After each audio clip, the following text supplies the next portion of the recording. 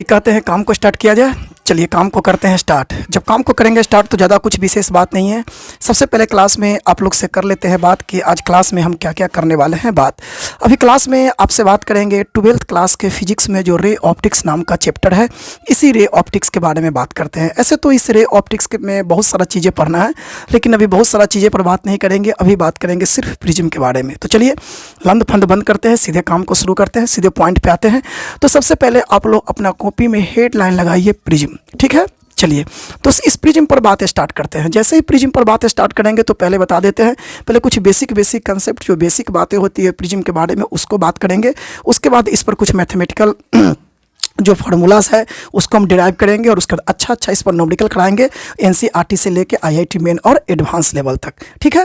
तो चलिए काम को स्टार्ट करते हैं। सबसे पहले बताते हैं बेसिक तौर पर ये प्रिज्म होता क्या है। कुछ लोग को तो पता होता है, जैसे कि 9th-10th में आप लोग पढ़ते हैं तो 9th-10th में बहुत सारे टीचर लोग आपको बताते हैं कि ये प्रिज्म है, वो प्रिज्म है। कुछ लोग को तो ऐसे पता होगा कि एक तरह से ट्रिएंगल नुमा एक आकृति होता है जिसको कि हम प्रिज्म कहते हैं। कुछ आपको मोटा मोटी से बात पता होगा, जिसमें से एक ओर से ऐसे रे जाती है, रे ऐसे डाइवर्ट करती है, मतलब वेंट करती है, फिर इस तरह से वेंट करती है, नीचे इस तरह से 7 रंग बिखेर देता है। कुछ इस तरह से समथिंग आपको प्रिज्म के बारे में पता होगा।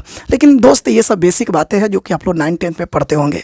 लेकिन यहाँ पर प्रिज्म के बारे में कुछ बेहतर हमको कंसेप्ट चाहिए, चूँकि हमें बेहतर न्यूमेरिकल करना है। तो हम बताते हैं आपको प्रिज्म के बारे में कि प्रिज्म किसी भी आकृति को प्रिज्म कहलाने के लिए पहले इसके मतलब कि मान के चलिए ना कि 5 को इसका कंडीशन है। ये 5 कंडीशन अगर फुलफिल करता है तब आप उसको प्रिज्म कह सकते हैं। कितने कंडीशन है? 5 कंडीशन है। चलिए देखते हैं। तो सबसे पहले हम आपके सामने मोटा मोटी एक प्रिज्म का इस तरह से तस्वीर कर लेते हैं, ठीक है।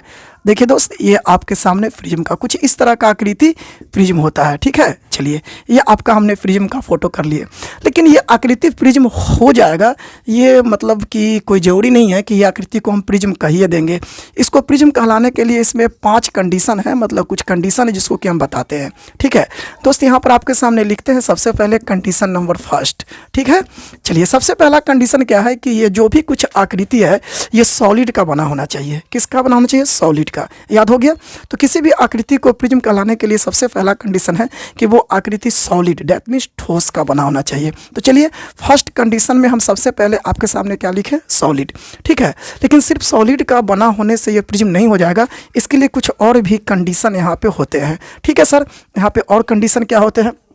इसका सेकेंड कंडीशन क्या है कि ये जिस किसी चीज़ का बना हो वो ट्रांसपेरेंट होना चाहिए, मतलब कि पारदर्शी होना चाहिए। मतलब जिस किसी चीज़ का बना है उससे लाइट ट्रेवल करना चाहिए। अब ऐसा थोड़ी ना है कि आप लोहा के, तांबा के इस सब चीज़ का प्रिज्म बना दीजिएगा तो लोहा तांबा से तो मतलब कि मतलब क्या बोलते हैं, लाइट तो ट्रेवल करता नहीं है, तो फिर ये प्रिज्म नहीं होगा, ठीक है। तो चलिए सेकेंड कंडीशन क्या है? ट्रांसपेरेंट, ठीक है। सेकेंड कंडीशन क्या हुआ बाबू? ट्रांसपेरेंट, ठीक है। चलिए दोस्तों ये 2 कंडीशन हो गया, लेकिन सिर्फ 2 कंडीशन से तो बात बनेगा नहीं। फर्स्ट कंडीशन सॉलिड मतलब ठोस का बना होना चाहिए। सेकंड कंडीशन है कि ट्रांसपेरेंट मतलब इससे लाइट ट्रेवल करना चाहिए। अब इसका तीसरा कंडीशन है। सर इसका तीसरा कंडीशन क्या है? तो तीसरा कंडीशन में इसको हम बोलते हैं होमोजीनियस। अब आप हमसे पूछोगे सर जी इस होमोजीनियस का मतलब क्या होता है? तो बताते हैं पहले होमोजीनियस का मतलब क्या होता है। जिसे बताते हैं कि जिस किसी चीज़ का ये बना हुआ है प्रिज्म, तो हर कोई चीज़ से जब लाइट ट्रेवल करता है तो उसका एक रिफ्रैक्टिव इंडेक्स होता है। अब पूछेंगे रिफ्रैक्टिव इंडेक्स क्या होता है? तो जैसे इसको हम एज एग्जांपल समझते हैं, हवा में लाइट ट्रेवल करता है और हवा के तुलना में पानी में लाइट को ट्रेवल करने में ज़्यादा परेशानी होती है, ज़्यादा रुकावट डालता है पानी हवा के बाई कंपेरिजन। तो हम कहते हैं कि हवा के तुलना में पानी में लाइट को ज़्यादा रुकावट डाला जाता है, तो हवा के तुलना में पानी का रिफ्रैक्टिव इंडेक्स ज़्यादा है। मतलब कि रिफ्रैक्टिव इंडेक्स का सेंस आप ऐसे समझिए कि रुकावट डालना, प्रकाश को ट्रैवल करने में रुकावट डालना। तो जो मीडियम प्रकाश को ट्रैवल करने में ज़्यादा रुकावट डालता है और इसलिए हम वहाँ पे कहते हैं कि उसका रिफ्रैक्टिव इंडेक्स ज़्यादा है। तो कोई मीडियम कम, कोई मीडियम ज़्यादा होता है, ठीक है। तो कहने का मतलब यहाँ पर ये है, होमोजीनियस का सेंस समझाते हैं कि ये जो प्रिज्म जिस किसी चीज़ का बना हुआ है हर पॉइंट पर रिफ्रैक्टिव इंडेक्स सेम होना चाहिए। मतलब हर जगह, जैसे कि यहाँ पर लाइट को इस पॉइंट से अगर लाइट ट्रेवल करता है तो यहाँ पर लाइट को आगे बढ़ने में जितना रुकावट डाला जाता है उतना ही हर जगह रुकावट डाला जाएगा। अब ऐसा नहीं कि यहाँ पर रुकावट कम डालेगा, यहाँ रुकावट डाला ज़्यादा डालेगा, मतलब ऐसा नहीं होना चाहिए। जिस किसी चीज़ का बना हुआ है इसमें हर जगह रिफ्लेक्टिव इंडेक्स सेम होना चाहिए। ये इसका तीसरा कंडीशन है। तो चलिए हम यहाँ पे तीसरा कंडीशन में लिखते हैं आपके सामने क्या? तो होमो होमोजीनियस, ठीक है, ये सेंस है होमोजीनियस का, ठीक है। चलिए दोस्तों अब यहाँ पे आगे बढ़ते हैं, इसका चौथा कंडीशन, ठीक है। चौथा कंडीशन में आपको हम बताते हैं सबसे पहले क्या कि ये जिस किसी चीज़ का प्रिज्म बना हुआ है वो रिफ्रैक्टिव मीडियम होना चाहिए। क्या होना चाहिए? Refractive medium. अब रिफ्रैक्टिव मीडियम कहने का मतलब क्या है कि जब इससे लाइट ट्रैवल करे तो लाइट वेंट करना चाहिए। क्या करना चाहिए? लाइट वेंट, मतलब लाइट मुड़ना चाहिए। अब ऐसा किसी चीज़ का प्रिज्म बना दीजिएगा जिससे कि लाइट जाएगा और सीधा निकल जाएगा, तो जब लाइट वेंट ही नहीं करेगा तो लाइट का रिफ्लेक्शन नहीं होगा, दैट मीन्स ये प्रिज्म के कंडीशन को फुलफिल नहीं करेगा। मतलब लाइट का वेंडिंग होना चाहिए, दैट मीन्स रिफ्लेक्टिंग होना चाहिए, रिफ्लेक्टिव मीडियम।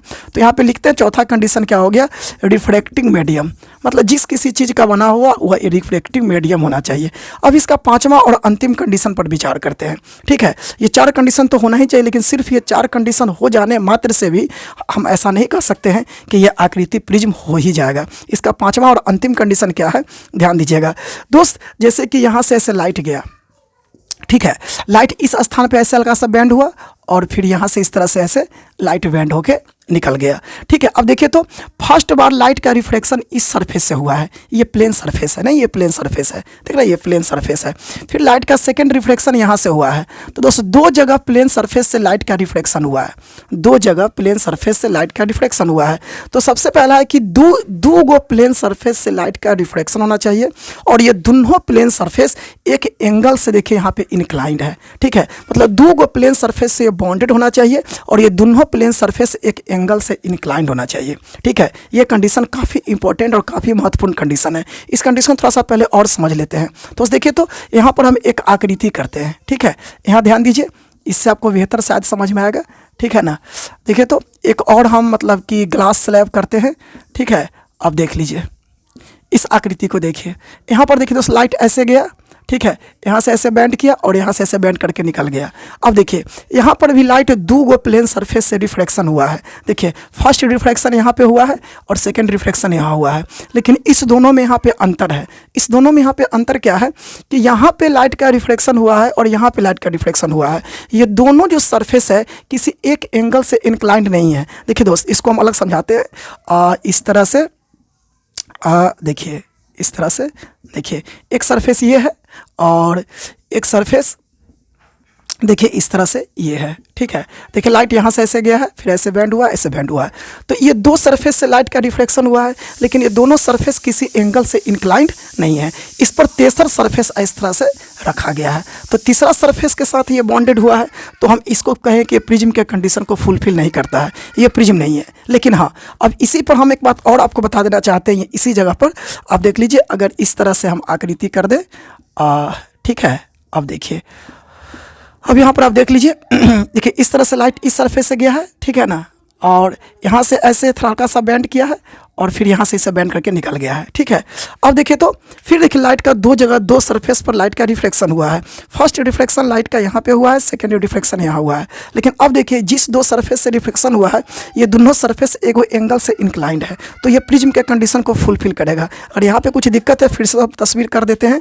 देखिए दोस्त इस तरह से ऐसे, इस तरह से ये एक सरफेस है और इसके बाद फिर आपका ये सरफेस यहाँ से, ठीक है ना, और इस तरह से ये सरफेस है, ठीक है। देखिए दो सरफेस है, ये दोनों सरफेस एक एंगल से इंक्लाइंड है। लाइट यहाँ से ऐसे गया है, हल्का सा बैंड किया है, ठीक है, और फिर इस तरह से बैंड करके निकल गया है। तो फिर दो सरफेस से फर्स्ट रिफ्लेक्शन, सेकंड, इसी तस्वीर को यहाँ पर किए हैं। तो दो जगह लाइट का रिफ्लेक्शन हुआ है और दोनों किसी एक एंगल से क्या है, इंक्लाइंड है। तो इस कंडीशन में ये प्रिज्म है, लेकिन इस कंडीशन में सिर्फ ये ग्लास स्लैब है, सिर्फ ग्लास स्लैब, सिर्फ कांच की पट्टी है। ये प्रिज्म वैसा व्यवहार नहीं कर रहा है। तो आप हमसे पूछेंगे सर एक बात बताओ, आकृति तो सेम है, तो यही आकृति कभी प्रिज्म बन जाता है, यही आकृति कभी प्रिज्म नहीं बनता है। तो दोस्त प्रिज्म बनने का कंडीशन है ना कि जिस दो सरफेस से लाइट रिफ्लेक्शन होगा वो दोनों सरफेस किसी एक एंगल से इंक्लाइंड होना चाहिए। तो यहाँ ये और ये सरफेस से लाइट का रिफ्लेक्शन हुआ है, ये दोनों सरफेस किसी एक एंगल से इंक्लाइंड है नहीं, तो इस कंडीशन में कैसे आप इसको प्रिज्म कह दीजिएगा। लेकिन हाँ, इसी आकृति में जब ये दो सरफेस से लाइट का रिफ्लेक्शन होगा तो ये दोनों सरफेस एक एंगल से इंक्लाइंड है, तो इस कंडीशन में हम इसको प्रिज्म कहेंगे। तो इस रे के लिए ये प्रिज्म है, लेकिन इस रे के लिए प्रिज्म नहीं है, ठीक है। तो दोस्त ये पांचवा कंडीशन हो गया किसका, प्रिज्म का। तो दोस्त इसमें हम क्या कहेंगे आपको, ठीक है। दोस्त उम्मीद दोस्त करते हैं कि ये बात आपको समझ में आई होगी, ठीक है। जो मेरा पांचवा कंडीशन है कि bounded by two plane surface inclined at an angle. ठीक है, तो पांचवा कंडीशन है bounded by two plane surface, bounded by two plane surface, bounded by two plane surface inclined at an angle, inclined at an angle, मतलब किसी एक angle से inclined होना चाहिए। किस क्लियर है? बॉन्डेड मतलब घिरा होना चाहिए, बाई मतलब द्वारा, टू प्लेन सरफेस मतलब दो प्लेन सरफेस से वो बॉन्डेड होना चाहिए, और इंक्लाइंड मतलब जुड़ा होना चाहिए, एट एन एंगल किसी एंगल से जुड़ा होना चाहिए। और हाँ, जिस एंगल से जुड़ा होता है इसको कहते हैं हम एंगल ऑफ प्रिज्म। इसको हम क्या कहते हैं बाबू? एंगल ऑफ प्रिज्म, और इसको हम ए से डिनोट करते हैं। ठीक है, मतलब जो जिस एंगल से जुड़ा हो उसको हम एंगल ऑफ प्रिज्म कहते हैं और उसको ए से डिनोट करते हैं। हाँ, और एक बात और ध्यान दीजिएगा, ध्यान दीजिए दोस्त, देखिए ये सरफेस और ये सरफेस, ये दो जो सरफेस है जहाँ से लाइट का रिफ्लेक्शन हुआ है, तो जिस दो सरफेस से लाइट का रिफ्लेक्शन होता है उसको हम रिफ्लेक्टिंग सरफेस कहते हैं। देखिए आर से रिफ्लेक्टिंग, एस से सरफेस, और ये हो गया आर से रिफ्लेक्टिंग, एस से सरफेस। पूरा नाम लिख सकते हैं रिफ्लेक्टिंग सरफेस, रिफ्लेक्टिंग सरफेस। ठीक है, रिफ्लेक्टिंग सरफेस, शॉर्ट में इसको आर एस कह दिए। ठीक है, तो दोस्तों जिस दो सरफेस से लाइट का रिफ्लेक्शन होता है उसको रिफ्लेक्टिंग सरफेस कहते हैं। और जो तीसरा सरफेस देखिए यहाँ पे है नीचे, ठीक है, इसको हम प्रिज्म का बेस कहते हैं। इसको क्या कहते हैं? प्रिज्म का बेस। दोस्त ये सब तमाम बातें हैं। हाँ, एक बात यहाँ पे आप और गौर कर लीजिएगा, ये एंगल ऑफ प्रिज्म के बारे में भी कुछ कंडीशन है। जैसे ध्यान दीजिए, बताते हैं आपको एंगल ऑफ प्रिज्म के बारे में। जैसे देखिए ये आपका प्रिज्म है, मान लीजिए कि ये एंगल आपका 80 है, ये आपका एंगल 30 है। ठीक है, तो ये एंगल आपका 70 है। सपोज कि जिस तरह से कि एक प्रिज्म है। ठीक है, अब हर बार इस तरह का प्रिज्म करे ये कोई जरूरी नहीं है, मतलब शॉर्टकट प्रिज्म कर दिए। अब देखिए यहाँ से लाइट ऐसे गया, हल्का सा बेंड किया और यहाँ से ऐसे निकल गया। ठीक है, देखिए ये फर्स्ट रिफ्लेक्टिंग सरफेस है और ये सेकंड रिफ्लेक्टिंग सरफेस है। ये दो रिफ्लेक्टिंग सरफेस से लाइट का बेंडिंग हुआ है। तो अब कोई आपसे पूछेगा कि एंगल ऑफ प्रिज्म क्या है, तो एंगल ऑफ प्रिज्म में क्या है कि जिस दो रिफ्लेक्टिंग सरफेस से लाइट बेंड करता है वो दोनों रिफ्लेक्टिंग सरफेस जिस एंगल से इंक्लाइंड है उस एंगल को एंगल ऑफ प्रिज्म कहते हैं। देखिए तो ये दोनों रिफ्लेक्टिंग सरफेस इस एंगल से इंक्लाइंड है, तो एंगल ऑफ प्रिज्म यहाँ पे कितना हो गया? 80 डिग्री हो जाएगा। ठीक है, और दोस्त देखिए इसी तस्वीर को हम ऐसे कर देते हैं, फिर से ये एंगल 80 है, फिर से ये 30 है और ये 70 है। इस बार लाइट यहाँ से ऐसे गया, हल्का सा बैंड हुआ इस तरह से और ऐसे बैंड होके निकल गया। अब देखिए अब लाइट फर्स्ट रिफ्लेक्शन यहाँ पे हुआ, सेकंड रिफ्लेक्शन यहाँ पे हुआ है, तब इस दो सरफेस से लाइट का रिफ्लेक्शन हुआ है, तो ये दोनों सरफेस इस एंगल से इंक्लाइंड है। तो इस कंडीशन में कहेंगे एंगल ऑफ प्रिज्म कितना है? 30 है। ठीक है, और तीसरा आप तो बिना बताए समझ गए होंगे। फिर से ये एंगल 80 मान लीजिए, ये 30 मान लीजिए, कुछ भी एंगल हो सकता है।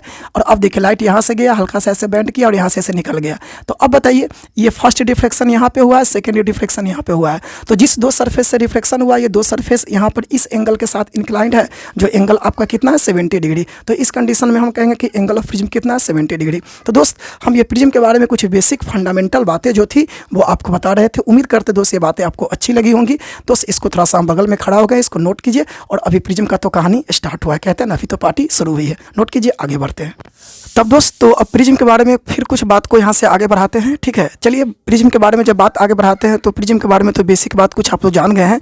तो अब प्रिज्म के बारे में कुछ मैथमेटिकल एप्लीकेशन देखते हैं। ठीक है, मतलब मैथमेटिकल टर्म में इसको मतलब कि धीरे धीरे हम इसको कन्वर्ट करते हैं। प्रिज्म के बहुत सारे पार्ट को, बहुत सारा इसके जो पार्टेज हैं तो कहने का मतलब कि प्रिज्म के बारे में जो मैथमेटिकल एप्लीकेशन पर बात करते हैं तो इसको थोड़ा सा बेहतर से हर एक पॉइंट को हम लोग को समझना होगा ताकि हम इस पर बेहतर न्यूमेरिकल कर पाए। चूँकि मेरा मेन उद्देश्य ये नहीं है कि सिर्फ आपको बोर्ड लेवल पढ़ा देना, मतलब IIT मेन से लेकर IIT एडवांस के अंत छोर तक हम हर जिस टॉपिक को उठाएंगे उसको उस टॉपिक तक पहुँचाएंगे। आप देखिएगा आगे आने वाले क्लास में हम प्रिज्म पर इतना बढ़िया न्यूमेरिकल आपको करेंगे जो कि IIT मेन और IIT एडवांस में प्रीवियस ईयर में पूछ रखा है। ठीक है, तो इसका तैयारी अभी से होना चाहिए। अभी से कंसेप्ट को आप बेहतर तरीक़ा से नहीं पकड़ेंगे तो आगे आप काफ़ी परेशानी में पड़ जाएंगे। ठीक है, खैर चलिए तो बस इसी बात के साथ क्लास को स्टार्ट करते हैं, फिर से आगे बढ़ाते हैं।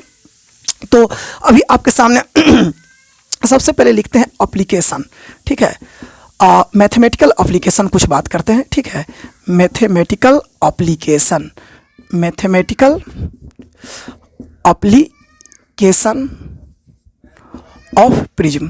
ठीक है, इस प्रिज्म के बारे में कुछ मैथमेटिकल एप्लीकेशन को हम देखते हैं। ठीक है, चलिए सबसे पहले आपके सामने एक हम प्रिज्म का तस्वीर कर लिए। ठीक है, ये आपका प्रिज्म हो गया। ठीक है, देखिए दोस्त जैसा कि आप जानते पहले से अभी क्लास करके आए हैं ना। ठीक है, चलिए ये आपका प्रिज्म हो गया। अब इस पर जब काम को हम स्टार्ट करेंगे तो सबसे पहले क्या करते हैं कि हम यहाँ से एक इस तरह से रे लिए, ठीक है। देखिए जो रे प्रिज्म पर फर्स्ट टाइम जाता है इसको हम बोलते हैं इंसिडेंट रे। ये क्या हो गया आपका इंसिडेंट रे, इसको याद रखेंगे।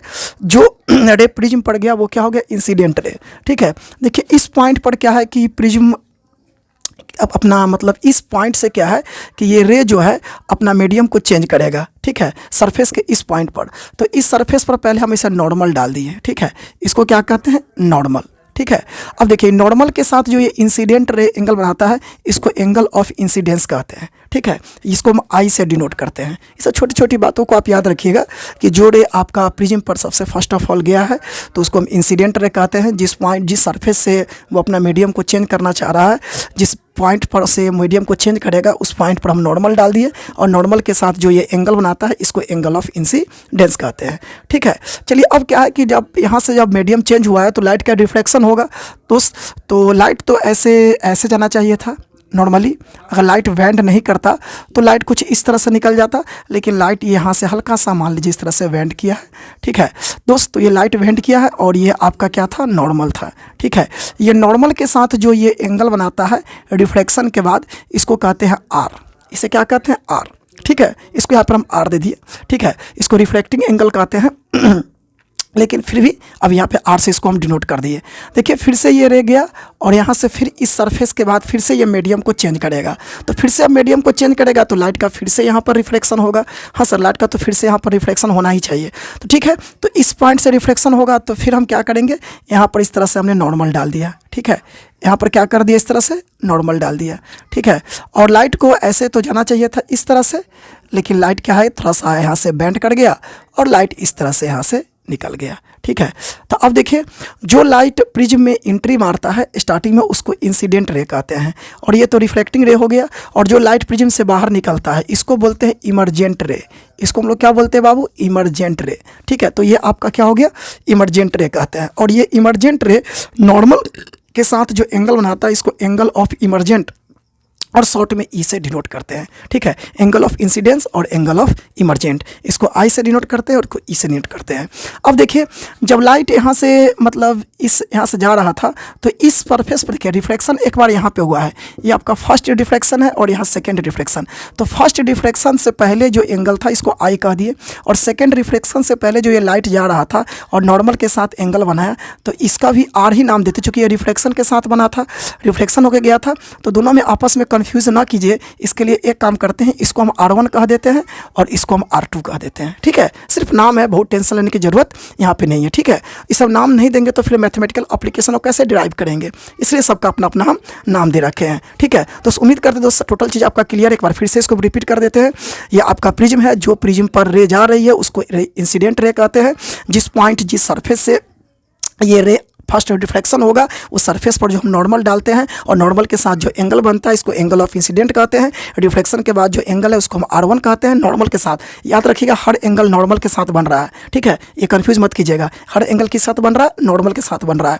और उसके बाद फिर ये जो रिफ्लेक्टिंग रे है, फिर सेकेंड बार रिफ्लेक्शन हुआ है तो सेकेंड रिफ्लेक्शन जिस पॉइंट पर हुआ है फिर वहाँ पर नॉर्मल डाल दिए और इस एंगल को कह दिया R2। और जो लाइट एटलीस्ट फाइनली प्रिज्म से बाहर निकलता है उसको हम इमर्जेंट रे कहते हैं, और ये इमर्जेंट रे नॉर्मल के साथ जो एंगल बनाता है उसको एंगल ऑफ इमर्जेंट कहते हैं। तो उम्मीद करते हैं टोटल बात आपको यहाँ पे समझ में आ गई होगी। चलिए एक काम करते हैं, और दोस्त आप ध्यान दे सकते हैं यहाँ पे और यहाँ पे लाइट का दो जगह रिफ्लेक्शन हुआ है, तो क्या आप इसको एंगल ऑफ प्रिज्म कहिएगा? नहीं सर, इसको एंगल ऑफ प्रिज्म कैसे कह दीजिएगा सर? लाइट का इस दो सरफेस से रिफ्लेक्शन हुआ है और ये दो सरफेस यहाँ पे इस एंगल के साथ इंक्लाइंड है, तो आप इसको ना एंगल ऑफ प्रिज्म कहिएगा, जिसको कि हम ए से डिनोट करते हैं। हाँ सर, सब ठीक है। चलिए तो ये आपका एंगल ऑफ प्रिज्म हो गया, इसको आप एंगल ऑफ प्रिज्म नहीं कहिएगा। अब एक काम करते हैं, एक बात आप हमको बता दीजिए बाबू, अगर ये रे यहाँ से इस तरह से चला था, अगर रास्ते में ये प्रिज्म नहीं आता तो रे कुछ इस तरह से यहाँ पे आगे बढ़ते रहता।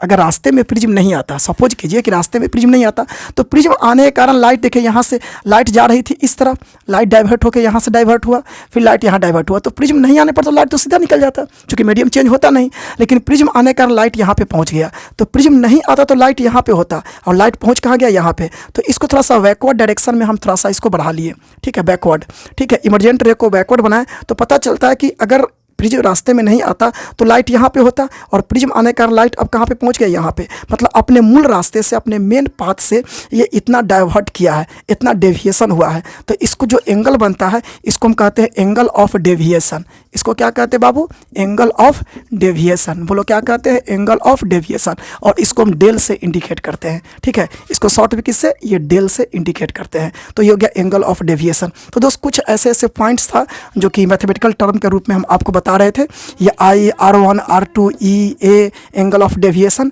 ठीक है। चलिए यहाँ पर एक बात हम आपको और बता देते हैं, ये प्रिज्म जो जिस किसी चीज़ का बना होगा उसका कुछ ना कुछ तो रिफ्लेक्टिव इंडेक्स होगा। हाँ सर, कुछ ना कुछ तो इसका रिफ्लेक्टिव इंडेक्स होगा। तो इसके रिफ्लेक्टिव इंडेक्स को म्यू या एन से डिनोट करते हैं। रिफ्लेक्टिव इंडेक्स को म्यू या एन से डिनोट करते हैं, ठीक है। तो दोस्त ये प्रिज्म का जो रिफ्लेक्टिव इंडेक्स है इसको म्यू पी प्रिज्म का दिए, प्रिज्म का रिफ्लेक्टिव इंडेक्स यहाँ पे म्यू पी का दिए। और देखिए प्रिज्म के बाहर इस तरफ कुछ भी तो होगा, तो इसका भी कुछ रिफ्लेक्टिव इंडेक्स होगा, कुछ भी होगा, इसको नॉर्मली हम म्यू रहने दिए। और यहाँ है तो इस तरफ जो मीडियम होगा इस तरफ भी वही कुछ मीडियम होगा, तो इसका रिफ्लेक्टिव इंडेक्स आपको म्यू हो गया। दोस्त आप याद कीजिए स्नेल्स लॉ। आपको पता है कि जहाँ कहीं भी लाइट का डिफ्रैक्शन होता है जिस सरफेस के साथ, वहाँ पे हम स्नेल्स लॉ को अप्लाई कर सकते हैं। थोड़ा सा स्नेल्स लॉ आपको हम याद दिला देते हैं, ऐसे में भी आप जानते भी होंगे, नहीं जानते तो कोई दिक्कत नहीं, हम बताते हैं आपको स्नेल्स लॉ, ठीक है। ये स्नेल्स लॉ में क्या होता है, सबसे पहले बताते हैं आपको कि लाइट किसी भी सरफेस से अगर रिफ्लेक्ट हो रहा है, जैसे देखिए लाइट का यहाँ पे रिफ्लेक्शन हो रहा है, लाइट का यहाँ पे रिफ्लेक्शन हो रहा है, तो जिस किसी सरफेस से लाइट का रिफ्लेक्शन होता है वहाँ पे आप स्नेल्स लॉ लगा सकते हैं ना, बेधड़क। देखिए लगाते हैं, देखिए इस सरफेस के यहाँ लिखते हैं Snell's law with first reflection. First reflection, जो फर्स्ट रिफ्लेक्शन हुआ है इस सरफेस के लिए हम स्नेल्स लॉ लगाते हैं। तो स्नेल्स लॉ इतना आसान है लगाना, इतना आसान है कि क्या बताया कितना आसान है। देखिए देखिए अभी स्नेल्स लॉ, लाइट का रिफ्लेक्शन से पहले आपका ये कोर मीडियम था, ये मीडियम था, तो इसका जो रिफ्लेक्टिव इंडेक्स है पहले इसको लिखते हैं। रिफ्लेक्शन से पहले जिस मीडियम में है उसके रिफ्लेक्टिव इंडेक्स को लिखते हैं, और रिफ्लेक्शन से पहले ये नॉर्मल के साथ जो इंसिडेंट एंगल है, जो ये एंगल बनाता है, इस एंगल को साइन के साथ हम लगाते हैं, ठीक है। याद हो गया। देखिए रिफ्लेक्शन से पहले जो रिफ्लेक्टिव इंडेक्स है इसको लिखते हैं, और ये एंगल जो आई है उसको साइन के साथ अटैच करते हैं। अब रिफ्लेक्शन के बाद इस मीडियम में आ गया, तो अब इसका रिफ्लेक्टिव इंडेक्स, तो रिफ्लेक्टिव इंडेक्स ऑफ प्रिज्म जो कुछ भी हो। अच्छा, इसके बाद जो रिफ्लेक्शन के बाद जो एंगल बना है, तो ये रिफ्लेक्टिव एंगल है, और किसके साथ बना है, नॉर्मल के साथ। तो फिर इस एंगल को क्या करते हैं, साइन के साथ अटैच करते हैं, और ये दोनों आपस में क्या होता है, इक्वल होता है। यही है आपका स्नेल्स लॉ, यही है आपका स्नेल्स लॉ। एक काम करते हैं, थोड़ा सा आप और प्रैक्टिस कर लीजिए, ठीक है। फर्स्ट रिफ्लेक्शन में हम स्नेल्स लॉ को अप्लाई किए हैं, अगर आप चाहिएगा तो सेकंड रिफ्लेक्शन में भी स्नेल्स लॉ को यहाँ अप्लाई कर सकते हैं। तो देखिए यहाँ पर लिखते हैं स्नेल्स लॉ, ठीक है, स्नेल्स लॉ, और यहाँ लिखते हैं विद किसके साथ, तो सेकंड रिफ्लेक्शन। अब सेकंड रिफ्लेक्शन में हम स्नेल्स लॉ को अप्लाई करते हैं। आप तो खुद करवा सकते हैं। देखिए यहाँ पे रिफ्लेक्शन हुआ है, तो रिफ्लेक्शन से पहले, ठीक है, तो ये रिफ्लेक्शन से पहले ये यहाँ पर इंसिडेंट रे हो गया, ठीक है ना, और यहाँ का रिफ्लेक्टिव इंडेक्स, तो रिफ्लेक्टिव इंडेक्स तो इस मीडियम के लिए क्या है, रिफ्लेक्टिंग इंडेक्स ऑफ प्रिज्म। और उसके बाद क्या है, जो एंगल है, तो एंगल तो ये R2 है, और एंगल को किसके साथ अटैच करते हैं, साइन के साथ, तो ये आपका क्या हो गया, साइन R2 हो गया। अब रिफ्लेक्शन के बाद आते हैं, तो रिफ्लेक्शन के बाद तो ये मीडियम में आ गए, तो इसका रिफ्लेक्टिव इंडेक्स कितना का है, म्यू का है, तो ये रिफ्लेक्टिव इंडेक्स कितना हो गया, आपका म्यू हो गया। और फिर यहाँ पे एंगल क्या बना है, ई, हर एंगल नॉर्मल साथ बनता है, तो जो ये एंगल है इस एंगल को किसके साथ लगा दिया, साइन के साथ, और ये दोनों आपस में क्या होगा, इक्वल, ठीक है। तो दोस्त ये आपका क्या हो गया, तो स्नेल्स लॉ हो गया, ठीक है। तो हम इसको आपको याद दिला दिए हैं कि इसमें जब कभी हम न्यूमेरिकल पर अब चलेंगे तो न्यूमेरिकल पर बहुत जगह हर जगह ये स्नेल्स लॉ अप्लाई करना होगा, तो इसलिए हम आपको याद दिला दिए हैं, ठीक है। तो इसमें कुछ मैथमेटिकल एप्लीकेशन आपको बताते हैं। ये एंगल ऑफ प्रिज्म जो होता है, ये फर्स्ट रिफ्लेक्शन का R1 और यहाँ पे R2, ये दोनों एंगल के सम के बराबर होता है। इसको ऐसे कह सकते हैं, angle of prism is equal to R1 plus R2। अब आप बोलोगे सर ये कहाँ से आ गया, कैसे आ गया, टेंशन नॉट दोस्त, अब इसको हम डिराइव करेंगे, इस सूत्र को अभी हम प्रूव करेंगे, ठीक है। चलिए आगे बढ़ते हैं। इसके बाद दोस्त ये जो एंगल ऑफ डेविएशन है, ये क्या है, एंगल ऑफ डेविएशन, ये आपका किसका इक्वल होता है बताते हैं। ये एंगल ऑफ डेविएशन जो होता है, ये I और E को प्लस करके, किसको, I और E को प्लस करके, और एंगल ऑफ प्रिज्म को इसमें से घटा देते हैं, इसके इक्वल होता है।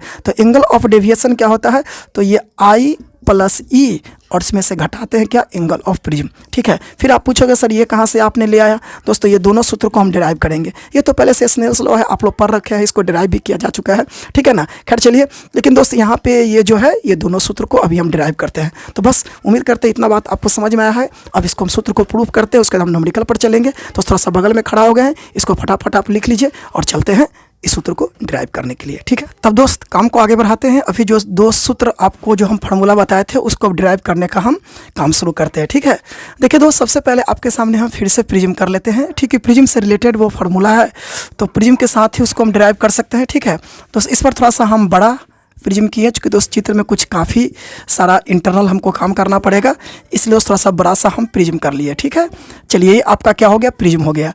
देखिए दोस्त, ये आपका इंसिडेंट रे हो गया। ठीक है, इंसिडेंट रे इस पॉइंट पर यहाँ पे पॉइंट ऑफ इंसिडेंस हुआ, हमने यहाँ पे क्या कर दिया, इस तरह से नॉर्मल डाल दिया, ये आपका नॉर्मल हो गया। ठीक है, और ये आपका एंगल ऑफ इंसिडेंस हो गया। लाइट को कुछ इस तरह से जाना चाहिए अगर ये प्रिज्म नहीं आता, लेकिन लाइट क्या कर गया, यहाँ से हल्का सा इस तरह से वेंड किया और इसके बाद इस पॉइंट पर पड़ा। फिर इस पॉइंट से लाइट को हम यहाँ पे इस तरह से फिर से क्या कर दिए, नॉर्मल को हमने डाल दिए। लाइट को कुछ इस तरह से आना चाहिए था, लेकिन लाइट फिर से हल्का सा बेंड किया और इस तरह से निकल गया। ये हो गया एंगल ऑफ इमरजेंट, ये एंगल ऑफ इंसिडेंस और ये एंगल ऑफ इमरजेंट हो गया। ठीक है, चलिए अब यहाँ से बात को आगे बढ़ाते हैं। यहाँ पर जो एंगल बनता है इसको बता रखे थे, अभी R1 से डिनोट करते हैं और इसको R2 से डिनोट करते हैं। फर्स्ट रिफ्लेक्शन यहाँ पे हुआ है, सेकेंड रिफ्लेक्शन यहाँ पे हुआ है, तो ये आपका हो गया ए से एंगल ऑफ प्रिज्म। ठीक है, इसका तो अभी बता रहे थे तुरंत कि ये जो रे है अभी इंसिडेंस रे ये रास्ते में प्रिज्म नहीं आता तो रे ऐसे जाता, लेकिन रे यहाँ से बेंड किया और यहाँ से लाइट फाइनली यहाँ पे पहुँच गया। इसको बैकवर्ड डायरेक्शन में पीछे हम इस तरह से बढ़ा लिए, तो पता क्या चलता है कि लाइट जाता यहाँ पे, लेकिन लाइट पहुँच गया यहाँ पे, मतलब इतना के एंगल से लाइट डेविएट हुआ। तो इसको हम डेल से इंडिकेट करते हैं, एंगल ऑफ डेविएशन को। इसको किसके इंडिकेट करते हैं, डेल से। ये हो गया एंगल ऑफ डेविएशन। ठीक है, चलिए तो अब यहाँ से बात को आगे बढ़ाते हैं। ठीक है, चलिए सूत्र को ड्राइव करने की कोशिश करते हैं। सबसे पहले क्या करते हैं कि इसको नॉर्मल को थोड़ा सा पीछे हम बैकवर्ड बढ़ा लिए और इस नॉर्मल को इस तरह से पीछे हम बढ़ा लिए बैकवर्ड, और देखते हैं कि ये दोनों दोस्त इस एंगल पर इस यहाँ पर मतलब कि आपस में कट कर गया। ठीक है, चलिए कुछ हम नाम दे देते हैं। नाम दोस्त क्या दे, यहाँ पर दे देते हैं आपका हम P, यहाँ पर दे देते हैं आपको हम कुछ भी इस तरह से Q दे दिए, और यहाँ पे हम नाम दे दिए इस तरह से T, और यहाँ पे नाम दे दिए W, कुछ भी नाम दे सकते हैं। चलिए अब हम आपको दिखाते हैं A P W T। देखिए तो APWT नहीं दिख रहा है, चलिए बगल में कर देते हैं फिगर। देखिए शायद अब आपको यहाँ से साफ साफ दिखे। ठीक है ना, देखिए दोस्त यहाँ से इस तरह से साफ साफ दिखे। देखिए ये आपका A है, ये आपका P है, और ये आपका W है, और ये आपका T है। अब देखिए तो ये सॉरी ये Q है ना, सॉरी भाई ये Q है। ठीक है, ये अंदर का एंगल ऑफ ना प्रिज्म है। देखिए ये QPWT, QPWT। अब ये तस्वीर यहाँ पे थोड़ा सा कुछ गैदरिंग है तो हम बगल में कर दिए, आपको साफ साफ यहाँ पे दिख रहा होगा। ठीक है, चलिए अब यहाँ पे काम को हम स्टार्ट करते हैं। तो सबसे पहले बोलते हैं, ध्यान दीजिए, ये हमने आपको नॉर्मल डाला था। ध्यान दीजिए, ये जो था याद कीजिए, ये हमने यहाँ पर क्या डाला था, नॉर्मल डाला था, नॉर्मल। तो नॉर्मल ये 90 कोण है, तो ऑब्वियसली ये भी कोण कितना होगा, 90 होगा। ये कोण कितना हो गया, 90। ठीक है, आप याद कीजिए, ये भी हमने क्या डाला था, यहाँ पे नॉर्मल डाला था, नॉर्मल। तो ये कोण 90, तो ऑब्वियसली ये भी कोण कितना होगा, 90 होगा। नहीं होगा, बिल्कुल 90 होगा। ठीक है, चलिए अब एक काम करते हैं, तो हम बताते हैं यहाँ पर यह कि ये एंगल A और ये 90 और ये 90। देखिए दोस्त, ये QPWT ये एक क्वाड्रिलेटरल है, और क्वाड्रिलेटरल का इंटीरियर चारों जो एंगल होता है इसका सम कितना होता है, 360 डिग्री होता है। तो हम लिखते हैं इन यहाँ पे लिखते हैं हम आपके सामने, इन क्वाड्रिलेटरल QPWT। अब देखते हैं ये एंगल ऑफ प्रिज्म प्लस ये एंगल कितना था, 90। एंगल ऑफ प्रिज्म ये एंगल कितना था, 90। फिर ये एंगल कितना था आपका 90, और ये आपका एंगल कितना है W इज इक्वल टू कितना होगा, 360, ठीक है। कहाँ से? क्वाड्रिलेटरल के इंटीरियर एंगल का सम होता है कितना? तो ये 360 होता है। चलिए अब यहाँ से आगे बढ़ते हैं। तो अब यहाँ से आगे हम आपको क्या बताएं, ध्यान दीजिए दोस्त। अब इस तस्वीर का कुछ विशेष मेरे पास अभी काम नहीं है, ऐसे फिर भी हम इसी में ही कुछ करके दिखाते हैं। ध्यान दीजिए दोस्त, ये आपको इस तरह से यहाँ पे रेखा था, याद है? ये इस तरह से यहाँ पे इस तरह से था, ठीक है। चलिए अब देखिए दोस्त, यहाँ पे एक आपको ट्रिएंगल दिखेगा PWT, देखिए तो। और ये जो एंगल था, देखिए ये वाला एंगल आपका क्या था? R1, और ये एंगल क्या था? R2। आप इस तस्वीर से मैचिंग कीजिए ना। देखिए यहाँ पे ऐसे नहीं रेखा खींचा था, और ये नीचे नहीं ट्रायंगल लिखा है, और ये एंगल R1 है, और ये एंगल आपका क्या है? तो ये एंगल आपका R2 है। तो दोस्त देखते हैं ये ट्रायंगल PWT में, दोस्त हम लिखते हैं बगल में ट्रायंगल PWT में। अच्छा बताइए, ट्रायंगल के इंटीरियर तीनों एंगल का सम कितना होता है? 180 होता है। तो ये R1 R2 और प्लस W, देखिए W plus R1 plus R2 is equal to 180। ये तो मतलब ट्रायंगल के इंटीरियर एंगल के सम से कह सकते हैं, ठीक है। तो देख सकते हैं ये आपका ट्रायंगल है, ठीक है। तो W plus R1 plus R2 is equal 180। अब क्या करते हैं, ये W को रहने दिए 180, R1 R2 इधर प्लस में है, और इस तरफ R1 प्लस R2 किस में आ गया? माइनस में। R1 प्लस R2 प्लस से आ गया माइनस में। अब जैसा कि आप देख भी सकते हैं कि W का हम मान वैल्यू R1 और R2 के टर्म में निकाल चुके हैं। तो अब एक काम करते हैं, ये आपका A रहने दिए, और ये 90 कितना हो गया? 180 हो गया, ठीक है। तो ये 360 रहने दिए, 180 इस तरफ प्लस में, और इस तरफ 180 किस में आ गया? माइनस में आ गया, ठीक है। और प्लस, अब W का मान पुट करते हैं। ये W कितना है? 180 माइनस R1 प्लस R2। तो ये मान पुट करते हैं 180 माइनस ये R1 प्लस R2। तो अब देख सकते हैं ये 360 में से 180, तो फिर से ये 180 बचेगा। देखिए फिर इस तरफ से 180 प्लस में है, तो फिर इस तरफ 180 माइनस में, और R1 माइनस R2 इस तरफ माइनस में है, तो इस तरफ आपका R1 इस तरफ से R1 minus R1 plus R2, ये इस तरफ किस में आ गया? तो ये आपका प्लस में आ गया, ठीक है। ये R1 minus R1 plus R2 यहाँ माइनस में था, उस तरफ प्लस में आ गया, और इस तरफ A बच गया। तो देख सकते हैं कि अपने मंजिल के काफ़ी करीब है। 180 से 180 कैंसिल हो गया, और ये A is equal to R1 plus R2 जो हम लोग को डिराइव करना था। देखिए इस सूत्र को हम लोग डिराइव कर चुके हैं, ठीक है ना। तो उम्मीद दोस्त करते हैं कि आपको बेहतर समझ में आया होगा, ठीक है। और बगल में हम सपोर्टिंग फिगर भी करके आपको दिखाए हैं, ठीक है। तो दोस्त उम्मीद करते कर ये बेहतर समझ में आया, तो हम बात को आगे बढ़ाते हैं। एक काम कर, थोड़ा सा बगल में हम खड़ा हो गए, और थोड़ा सा इसको तेजी में नोट कीजिए, है ना। वीडियो को पॉज मारिए, नोट कीजिए, नोट कर लिए, ठीक है। चलिए दोस्त लगे हाथ हम इस बात को फिर से आगे बढ़ाते हैं, ठीक है। इस तरफ हिस्सा को हटाते हैं, कुछ विशेष अब इसका काम है नहीं, ठीक है ना। चलिए इसमें हम लोग को एक सूत्र और फार्मूला ड्राइव करना था, अब उसको ड्राइव करते हैं। आप याद कीजिए एक फार्मूला और क्या ड्राइव करना था कि ये डेल जो होता है, डेल एंगल ऑफ डेविएशन, ये I plus E minus A, I plus E और माइनस A के क्या होता है? इक्वल। अब हम कोशिश करते हैं इस फार्मूला को डिराइव करने का, ठीक है ना। चलिए अब इसको डिराइव करने पर स्टार्ट करते हैं। देखिए तो सबसे पहले हम कुछ आपको बताते हैं, ध्यान दीजिए। तस्वीर तो थोड़ा सा अलग से हमको करना होगा, नहीं तो दोस्त फिर से आपको शायद बातें समझ में नहीं आएगी, ठीक है। देखिए दोस्त यहाँ पे हम फिर से ऐसे तस्वीर करते हैं, और देखिए कैसे कैसे था। देखिए ये आपका एंगल ऑफ इंसिडेंट था, और ये इस तरह से ऐसे ऐसे चला जाता, और ये आपका यहाँ पे इस तरह से क्या था? नॉर्मल था, ठीक है। चलिए यहाँ पर एक काम करते हैं, काम क्या करते हैं कि ध्यान दीजिए, ये आपका I था, ये कितना था? I था। तो अब बताइए अगर ये एंगल आपका I है, तो ये टोटल एंगल आपका फिर कितना होगा? I होगा। दोस्त याद कीजिए इस तरह से, जो मतलब कि सामने का जो कोण होता है से आपस में क्या होता है? इक्वल होता है, नहीं आमने सामने का कोण इक्वल।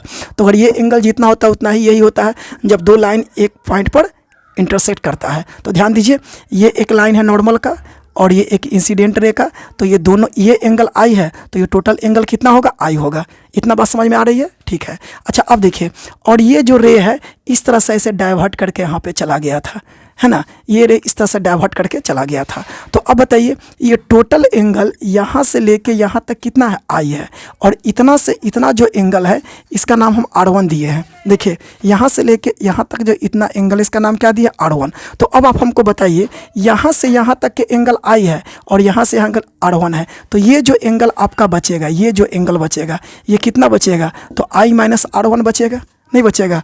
इस तस्वीर में यहाँ पे आइए, ये जो एंगल बचेगा ये, ठीक है। देखिए ये I है तो ये टोटल I होगा, ये इतना I है तो ये टोटल कितना होगा? I होगा। और यहाँ से R1 इसमें से हट गया, तो ये क्या बचेगा? तो I माइनस R1 बचेगा। ठीक है दोस्त, उम्मीद दोस्त करते हैं ये बात आपको समझ में आ गई होगी। ठीक है, चलिए अब यहाँ से आगे बढ़ते हैं। तो देखिए जब सेम टू सेम इस तरफ कंडीशन है, अगर ये एंगल पूरा ई है तो ये देखिए ये पूरा एंगल यहाँ से लेके यहाँ तक ई होगा, यहाँ से लेके यहाँ तक ई होगा। ठीक है, क्योंकि ये सामने सामने कौन है, जिस तरह से यहाँ उस तरह से सेम टू सेम यहाँ, तो ये एंगल ई होगा।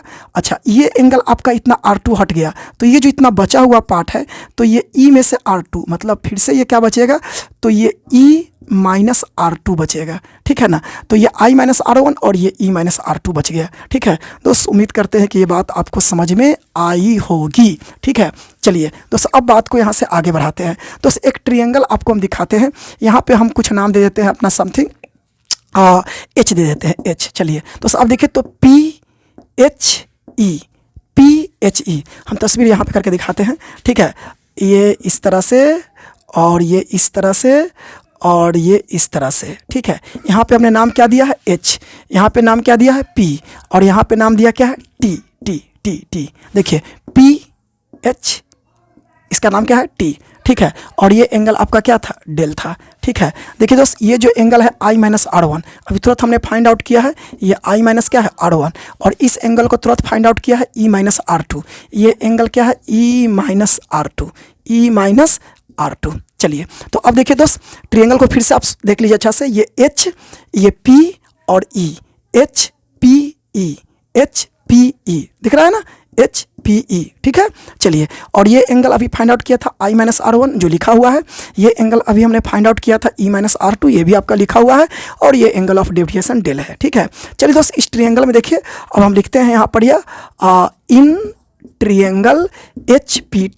In triangle HPT। अब इस HPT ट्रायंगल में जब काम करेंगे तो दोस्त आपको पता है कि किसी भी ट्रायंगल में जो ये एक्सटर्नल एंगल होता है, ये मतलब जो मान कि दूर का जो इंटीरियर एंगल होता है इसके सम का इक्वल होता है।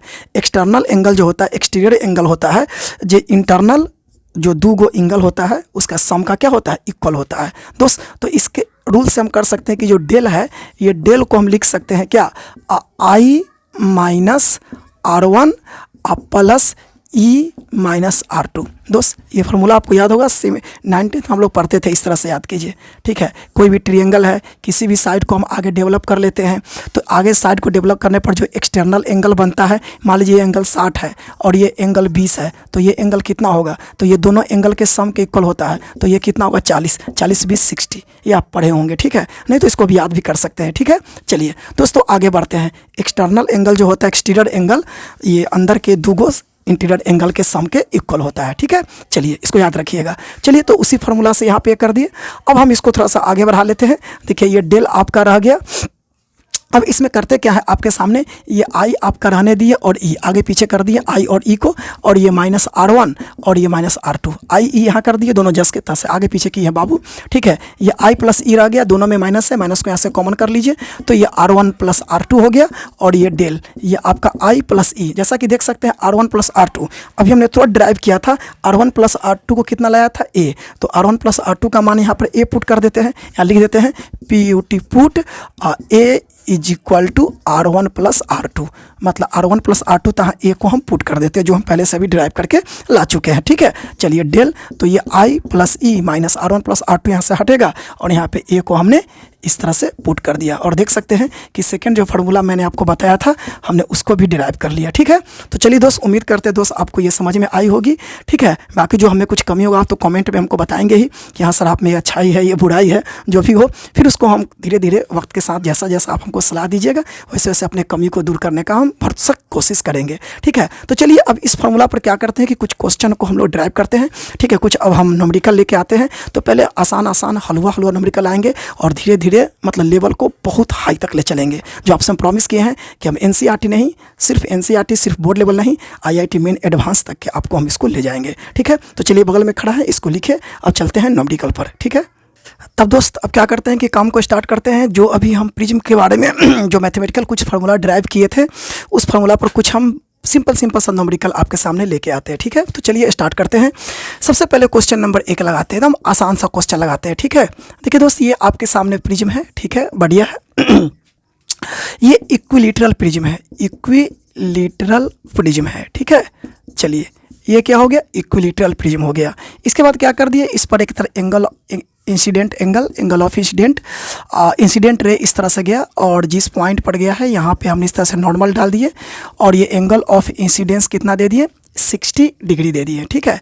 और ये आपका नॉर्मल है, ठीक है। और इसमें कुछ इन्फॉर्मेशन आपको हम और दे देते हैं। इसका रिफ्रैक्टिव इंडेक्स मतलब refractive index of prism is equal to √3, ठीक है।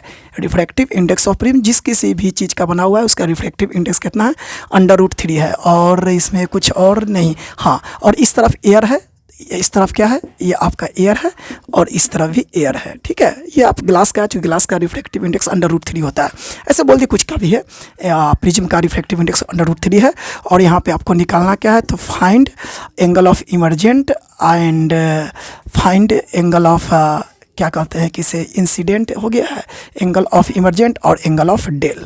ये आपको दो चीज़ निकालना है, एंगल ऑफ डेविएशन, ठीक है। तो चलिए ये दो चीज़ निकालिए। एक काम करते हैं, थोड़ा सा वीडियो को पॉज मारिए और इसको ट्राई कीजिए, ठीक है। हम काउंट करते हैं 1 2 3 4, 1 2 3 4, ट्राई मार लिए। चलिए दोस्त अब हम इसको ट्राई करते हैं, ठीक है।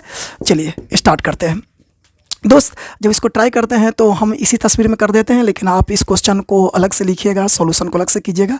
एक ही क्वेश्चन में सब काम नहीं कीजिए, क्योंकि बहुत दिन बाद जब आप कॉपी को देखिएगा तो क्वेश्चन क्या था, सॉल्यूशन क्या किया, पूरा खिचड़ी हो जाएगा। एक बार आप फ्रेश से इस क्वेश्चन को लिखिएगा और सॉल्यूशन में फिर से फिगर करके इस काम को कीजिएगा। लेकिन मेरे को क्या है, हम तो इसी में काम कर लेंगे ना। तो चलिए दोस्त हम स्टार्ट करते हैं।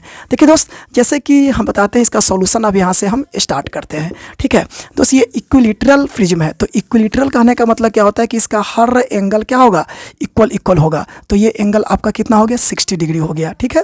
चलिए दोस्त, लाइट यहाँ से इस तरह से गया है, टक टक टक टक टक टक, लाइट ऐसे सीधा जाता, लेकिन लाइट सीधा नहीं, हल्का सा बैंड हुआ होगा। फिर यहाँ से लाइट ऐसे बैंड हुआ, ये एंगल ऑफ इमर्जेंट यहाँ पे बनने वाला है। कब, जब हम अपन नॉर्मल डालेंगे तब। तो ये आपका नॉर्मल हो गया, ये एंगल ऑफ इमर्जेंट हो गया। जैसा कि आपको पता है कि इस एंगल को हम R1 कहते हैं और इस एंगल को हम सब R2 कहते हैं। और इस तरह से इसको बैकवर्ड डायरेक्शन में पीछे हम बढ़ा लिए, बैकवर्ड, तो ये आपका हो गया एंगल ऑफ डेविएशन, डेल कहते हैं, ठीक है। तो आपको दो चीज़ें निकालना है, ये आपका एंगल ऑफ इमर्जेंट और एंगल ऑफ डेल, व्हाट का चिन्ह दे दिए, ठीक है। चलिए अब स्टार्ट करते हैं दोस्त। लाइट का देखिए दोस्त, हाँ। और इस तरफ एयर कहा गया है, तो आपको पता है कि एयर का रिफ्रैक्टिव इंडेक्स कितना होता है, 1 होता है। देखिए इस तरफ भी एयर है, तो आपको पता है कि एयर का रिफ्रैक्टिव इंडेक्स कितना होता है, 1 होता है, ठीक है। चलिए दोस्त, लाइट बीच में खुटखट कर रहा है, कोई दिक्कत नहीं है, ठीक है। चलिए वीडियो अच्छा आ रहा है, चलिए शुरू करते हैं। तो दोस्त अब हम बता रहे थे आपको कि लाइट का एयर का रिफ्रैक्टिव इंडेक्स 1 होता है और इस तरफ एयर का रिफ्रैक्टिव इंडेक्स 1 होता है, लाइट का नहीं। ठीक है, चलिए तो शुरू करते हैं। तो इसमें सबसे पहले दोस्त अब स्टार्ट करते हैं स्नेल्स लॉ, ठीक है। स्नेल्स लॉ लगाते हैं। दोस्त बता रहे थे ना आपको कि स्नेल्स लॉ काफ़ी मतलब हर जगह इसका यूजेबल चीज़ है। कब, जब लाइट का रिफ्लेक्शन, देखिए लाइट का फर्स्ट रिफ्लेक्शन यहाँ पे हुआ है और लाइट का सेकंड रिफ्लेक्शन यहाँ पे हुआ है। और एक बात और क्लियर कर देते हैं, एंगल ऑफ प्रिज्म आपका 60, देखिए एंगल ऑफ प्रिज्म कितना होगा, 60 होगा। क्यों होगा, क्योंकि जिस दो सरफेस से लाइट का रिफ्लेक्शन हुआ, ये दोनों सरफेस किसी एक एंगल से इंक्लाइंड है और ये एंगल 60, ऐसे तो ऑब्वियसली ये दोनों एंगल भी 60 होगा, लेकिन फिर भी कहना यहाँ पे उचित था, ठीक है। चलिए दोस्त, तो ये हम लिखते हैं Snell's law. Snell's law first diffraction, ठीक है। किसके लिए, फर्स्ट, यहाँ भी स्नेल्स लॉ अप्लाई कर सकते हैं और यहाँ भी कर सकते हैं, लेकिन हम लिख दिए Snell's law with first diffraction. जब फर्स्ट डिफ्रैक्शन में स्नेल्स लॉ अप्लाई करेंगे तो आपको पता है कि रिफ्लेक्शन से पहले यहाँ पे जो रिफ्लेक्टिव इंडेक्स है एयर का, और ये एंगल 60 को किसके साथ अटैच करेंगे, साइन के साथ। अब रिफ्लेक्शन के बाद आएंगे तो ये जो है रिफ्लेक्टिव इंडेक्स, ये रिफ्लेक्टिव इंडेक्स ऑफ प्रिज्म, और क्या बोलते हैं कि ये एंगल क्या है, R1, तो किसके साथ अटैच करेंगे, साइन के साथ। और ये दोनों आपस में क्या होगा, इक्वल। ये तो आपका 1 होता है, ठीक है। एयर का रिफ्लेक्टिव इंडेक्स कितना होता है, 1 आपको पता है। साइन 60 का मान आपको पता होगा, √3/2। और ये रिफ्लेक्टिव इंडेक्स ऑफ प्रिज्म, तो reflective index of prism question कितना दे रखा है, देखिए √3, तो ये हमने √3 और ये आपका साइन R1 रहने दिए। √3 से √3 कैंसिल हो गया, तो ये आपका बच कितना गया, तो साइन R1 = 1/2। 1/2 का मान कितना होता है, साइन 30 होता है ना। 1/2 का साइन के साथ मान कितना होता है, साइन 30 होता है। तो ये R1 = कितना आ गया, ये आपका 30 आ गया, ठीक है। चलिए तो उस बात को यहाँ से आगे बढ़ाते हैं। अब क्या कहते हैं, एक फार्मूला हम आपके सामने ड्राइव किए थे, लिखते हैं वाई फार्मूला, सूत्र के द्वारा। एक सूत्र हम ड्राइव किए थे कि angle of prism is equal to R1 plus R2। हाँ सर, ये तो सर ड्राइव आप किए थे। देखिए एंगल ऑफ प्रिज्म कितना है, तो ये 60 है। R1 का मान कितना है, ये 30, और ये प्लस R2। आप इसे ड्राइव कीजिएगा तो ये R2 इज इक्वल टू कितना आ गया, 30। चलिए, तो ये R2 का वैल्यू कितना आ गया, आपका 30 आ गया। अब फिर से क्या करते हैं दोस्त कि हम स्नेल्स लॉ फिर से अप्लाई करते हैं। सर फिर से स्नेल्स लॉ, हाँ फिर से स्नेल्स लॉ, ठीक है। बार बार अप्लाई करेंगे स्नेल्स लॉ जब जहाँ जहाँ लाइट का रिफ्लेक्शन होगा तो स्नेल्स लॉ। लेकिन अब अप्लाई करते हैं सेकेंड रिफ्लेक्शन पर, विद किसके, सेकेंड रिफ्लेक्शन। देखिए यहाँ पे आपका फर्स्ट रिफ्लेक्शन हुआ था, यहाँ लाइट का सेकेंड रिफ्लेक्शन हुआ था, तो ये सेकेंड रिफ्लेक्शन पर हम स्नेल्स लॉ को अप्लाई करते हैं। ठीक है सर, अप्लाई कीजिए।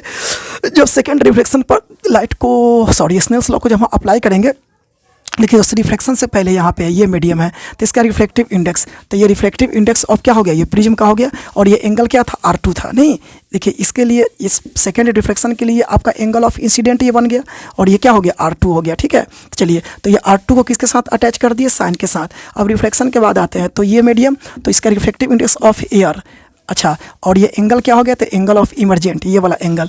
तो इस एंगल को फिर के साइन के साथ अटैच कर दिए और दोनों आपस में क्या हुआ, इक्वल। ये बात हम पहले भी आपको बता चुके हैं, बहुत सिंपल चीज़ है। देखिए रिफ्लेक्शन से पहले ये मीडियम है, तो रिफ्लेक्शन से पहले ये है ना, तो इसका रिफ्लेक्टिव इंडेक्स कितना है, रिफ्लेक्टिव ऑफ प्रिज्म। और रिफ्लेक्शन से पहले ये यहाँ इस पॉइंट से रिफ्लेक्शन हुआ है, तो इससे पहले ये इंसिडेंट एंगल जैसा व्यवहार कर रहा था, और ये नॉर्मल के साथ R2 बनाया है, तो R2 को साइन अटैच कर दिए। और ये रिफ्लेक्शन के बाद आ गया, तो ये आप एंगल ऑफ इमरजेंट हो गया, इसका रिफ्लेक्टिव इंडेक्स ऑफ एयर, और ये angle E, sine E is equal to equal. समझ सकते हैं इस बात को, कुछ विशेष नहीं है। ठीक है, चलिए, तो रिफ्लेक्टिव इंडेक्स ऑफ प्रिज्म, तो ये आपका कितना है, √3 है। तो रिफ्लेक्टिव इंडेक्स ऑफ प्रिज्म √3 हो गया, और ये साइन R2, जैसा कि आप देख सकते हैं R2 का मान कितना आया था, 30 डिग्री। चलिए, तो R2 यहाँ पर पुट कर दिए 30। रिफ्लेक्टिंग इंडेक्स ऑफ एयर कितना है, 1, और साइन E तो नहीं पता, यही तो E हमको फाइंड आउट करना है। चलिए, √3 रह गया, साइन 30 का मान कितना होता है, 1/2, और ये आपका साइन E, जैसा कि आप देख सकते हैं इस तरह से। ऑब्वियसली आपका साइन E का मान कितना गया, √3/2, और √3/2 साइन में कितना होता है, तो साइन 60 पर, तो ये साइन हटेगा, तो E का मान कितना हो गया, ये आपका 60 हो गया दोस्त। तो क्वेश्चन का एक पार्ट आपका बन चुका है, एंगल ऑफ इमरजेंट 60। नहीं, क्वेश्चन निकालना था एंगल ऑफ इमरजेंट, तो ये आपका 60 निकल चुका है। लेकिन हाँ, क्वेश्चन में एक और निकालना था, एंगल ऑफ डेविएशन, डेल कितना के एंगल से ये लाइट डेविएट किया है प्रिज्म के कारण, तो डेल निकालना था। तो दोस्तों डेल का सूत्र एक आपको याद होगा, हम बताते हैं वाई फार्मूला सूत्र के द्वारा भी ड्राइव किए थे, del is equal to I plus E minus angle of prism. चलिए, आई कितना है, 60, तो आई यहाँ कितना भर दिए, 60। ये आई क्या है, यही ना आई है, एंगल ऑफ इंसिडेंट। ठीक है, ये क्या है, आई, तो angle of 60 E, angle of emergent, तो ये भी कितना है, 60। अरे वाह, सब 60, फिर माइनस एंगल ऑफ प्रिज्म, ये भी कितना है, 60। चलो भाई, सब 60 है, तो कितना 120, फिर ये आ गया आपका 60। तो चलिए, डेल भी आ गया 160। तो इससे काफ़ी आसान क्वेश्चन था, उम्मीद करता आपको समझ में आया होगा। अब हम धीरे धीरे क्वेश्चन के लेवल को बढ़ाते हैं। कहते हैं ना गाना में कि धीरे धीरे प्यार को बढ़ाना है, हद से गुजर जाना है। धीरे धीरे क्वेश्चन के लेवल को बढ़ाना है, इतना बढ़ाना है कि IIT मेन एडवांस से भी आगे हद तक गुजर जाना है। तो चलिए लाते नेक्स्ट क्वेश्चन, बगल में खड़ा होगा, इसको लिखे। ठीक, तब दोस्त क्या करते हैं कि जो अभी हम आपके सामने टॉपिक लेके चल रहे थे प्रिज्म, उस पर कुछ और न्यूमेरिकल हम धीरे धीरे मतलब आगे की ओर बढ़ाते हैं। ठीक है, चलिए दोस्त, एक क्वेश्चन आपके सामने लेके आते हैं। ठीक है, ये क्वेश्चन नंबर 2 है। ठीक है, प्रिज्म के बारे में। चलिए, प्रिज्म से रिलेटेड क्वेश्चन नंबर आपका 2 है। देखिए दोस्त, इस बार फिर आपके सामने हम एक प्रिज्म कर दिए। ठीक है, चलिए, ये प्रिज्म हो गया। इस प्रिज्म का हम एंगल यहाँ पे कितना लेते हैं, 75 डिग्री। ठीक है, और इस पर हम एक इस तरह से इंसिडेंट रे, और यहाँ पे हमने डाल दिया नॉर्मल। ठीक है, और नॉर्मल का ये एंगल हम कितना लेते हैं, तो ये हो गया एंगल ऑफ इंसिडेंट 45 डिग्री। ठीक है, और रिफ्रैक्टिव इंडेक्स ऑफ प्रिज्म मैंने कितना दिया, √2। ठीक है, और कुछ भी नहीं। और यहाँ पे आपको फाइंड निकालना है angle of emergent and angle of deviation, del. ठीक है, ये 2 चीज़ आपको निकालना है। चलिए, वीडियो को पॉज मारिए और ट्राई कीजिए। ठीक है, 1 2 3 4 1 2 3 4 ट्राई कर लिए। ठीक है, चलिए अब हम इसको ट्राई करते हैं। ठीक है दोस्त, देखिए तो इस आपके सामने क्वेश्चन है। सबसे पहले आप इस क्वेश्चन को लिख लीजिएगा, इसी क्वेश्चन में कुछ मत कीजिएगा। ठीक है, और हम तो इसी क्वेश्चन में मिटाकर अपना काम को भी स्टार्ट यहाँ पे कर लेते हैं। ठीक है, चलिए दोस्त, अब इस क्वेश्चन को हम सॉल्यूशन में कन्वर्ट करते हैं। सबसे पहले क्या करते हैं, आप देखिएगा कि ये रे कुछ इस तरह से ऐसे आगे बढ़ जाता, अगर प्रिज्म नहीं होता तो ये थोड़ा सा ऐसे डेविएट किया, और यहाँ से क्या होगा बात की बात है। और ये एंगल आपका R1 होगा। हमने यहाँ पे इस तरह से नॉर्मल डाला और ये एंगल आपका क्या होगा R2। और यहाँ से जिस तरह से रे डेविएट होगा, मान लीजिए जिस तरह से रे चला गया तो यहाँ पे एंगल ऑफ इमरजेंट होगा फिलहाल अभी आप देख लीजिए। और इस तरह से ये इसको बैकवर्ड डायरेक्शन में बढ़ाएंगे तो यहाँ पे क्या होगा एंगल ऑफ ये आपका डेविएशन। ठीक है, चलिए स्टार्ट करते हैं। लाइट का यहाँ पे फर्स्ट रिफ्रैक्शन हुआ है और ये मीडियम आपका एयर है। ठीक है, तो ये मीडियम एयर है और ये मीडियम आपका एयर है। ठीक है, तो आप जान सकते हैं कि एयर का रिफ्रैक्टिव इंडेक्स ऑफ एयर कितना होता है 1 और रिफ्रैक्टिव इंडेक्स ऑफ एयर कितना होता है 1। चलिए लगाते हैं Snell's law first reflection.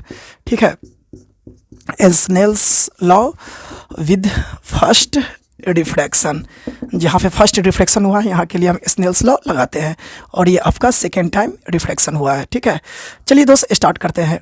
Refraction आपको पता है यहाँ पे कितना हो जाएगा रिफ्रैक्टिव इंडेक्स ऑफ एयर और ये आपका साइन 45 इज इक्वल टू ये क्या हो गया रिफ्रैक्टिव इंडेक्स ऑफ प्रिज्म।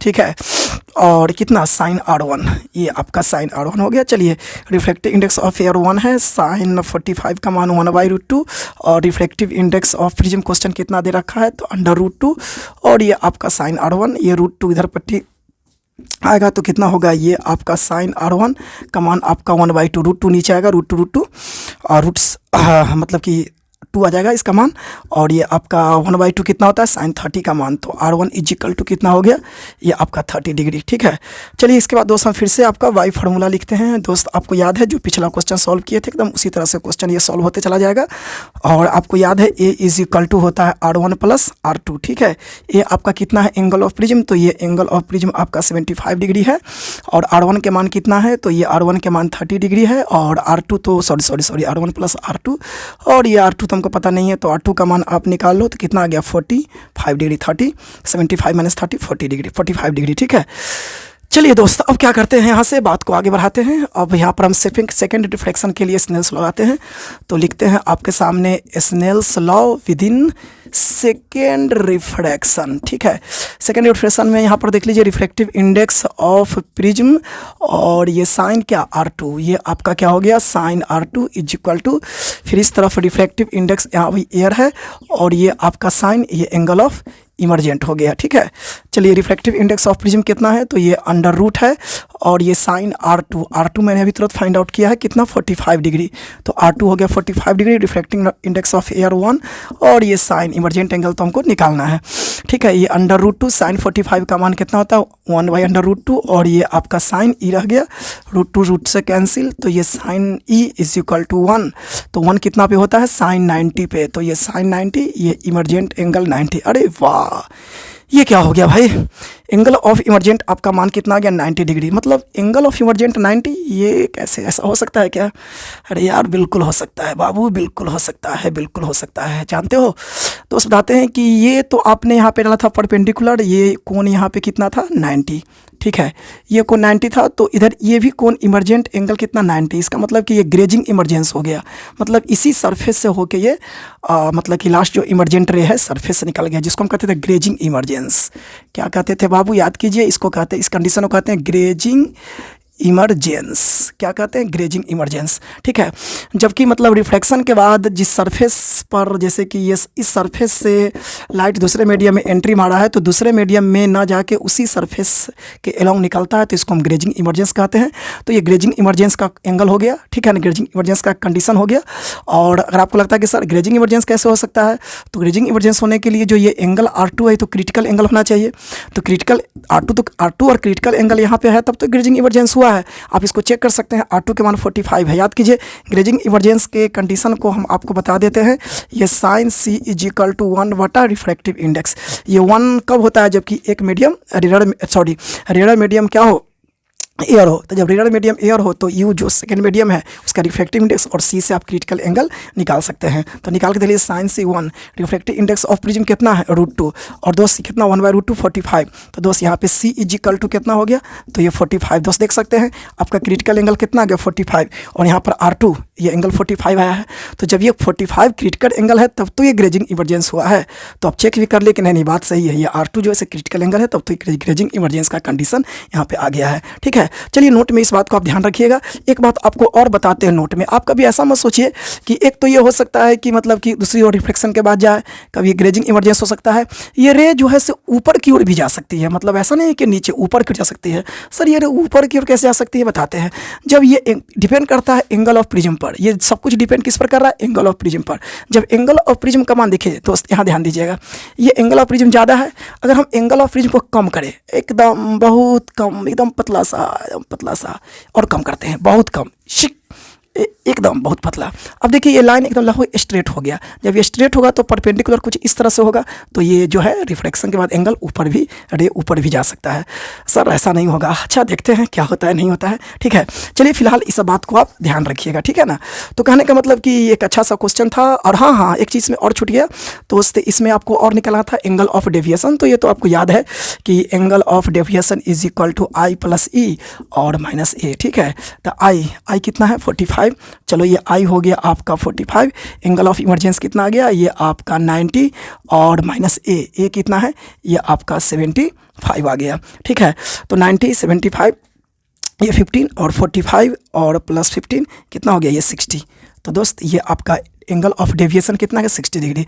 अब आपको सर ये डायग्राम कुछ समझ में नहीं आ रहा है। देखिए दोस्त, डायग्राम तो पहले हम लोग इस तरह से कर लिए थे अंदाज पर, लेकिन अब देखिए, अब तो ये यहाँ पे आ गया, रे अगर प्रिज्म नहीं आता तो इस तरह से जाता, लेकिन यहाँ पे चला गया, तो ये हो गया आपका एंगल ऑफ डेविएशन, और ये एंगल ऑफ डेविएशन डेल ये हो गया आपका 60 डिग्री, ठीक है।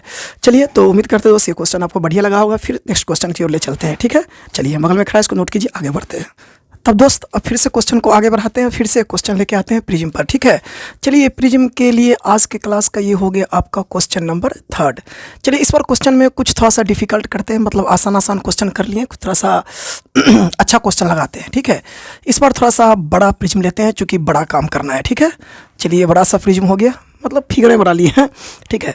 चलिए ये एंगल आपका 120 डिग्री, और ये एंगल हमने ले लिया कितना, तो ये 30 डिग्री, और ये भी एंगल आपका हो जाएगा 120 30, ठीक है। तीनों मिला के 180 हो गया। चलिए ये एक आपका एंगल ऑफ इंसिडेंस है, और यहाँ पे हमने इस तरह से डाल दिया नॉर्मल, और ये सॉरी इंसिडेंस रे, और ये angle of incidence is equal to ले लेते हैं 60, कितना ले लिया 60। और ये आपका यहाँ पे मीडियम क्या है, एयर है, और इस तरफ ये मीडियम क्या है, एयर है।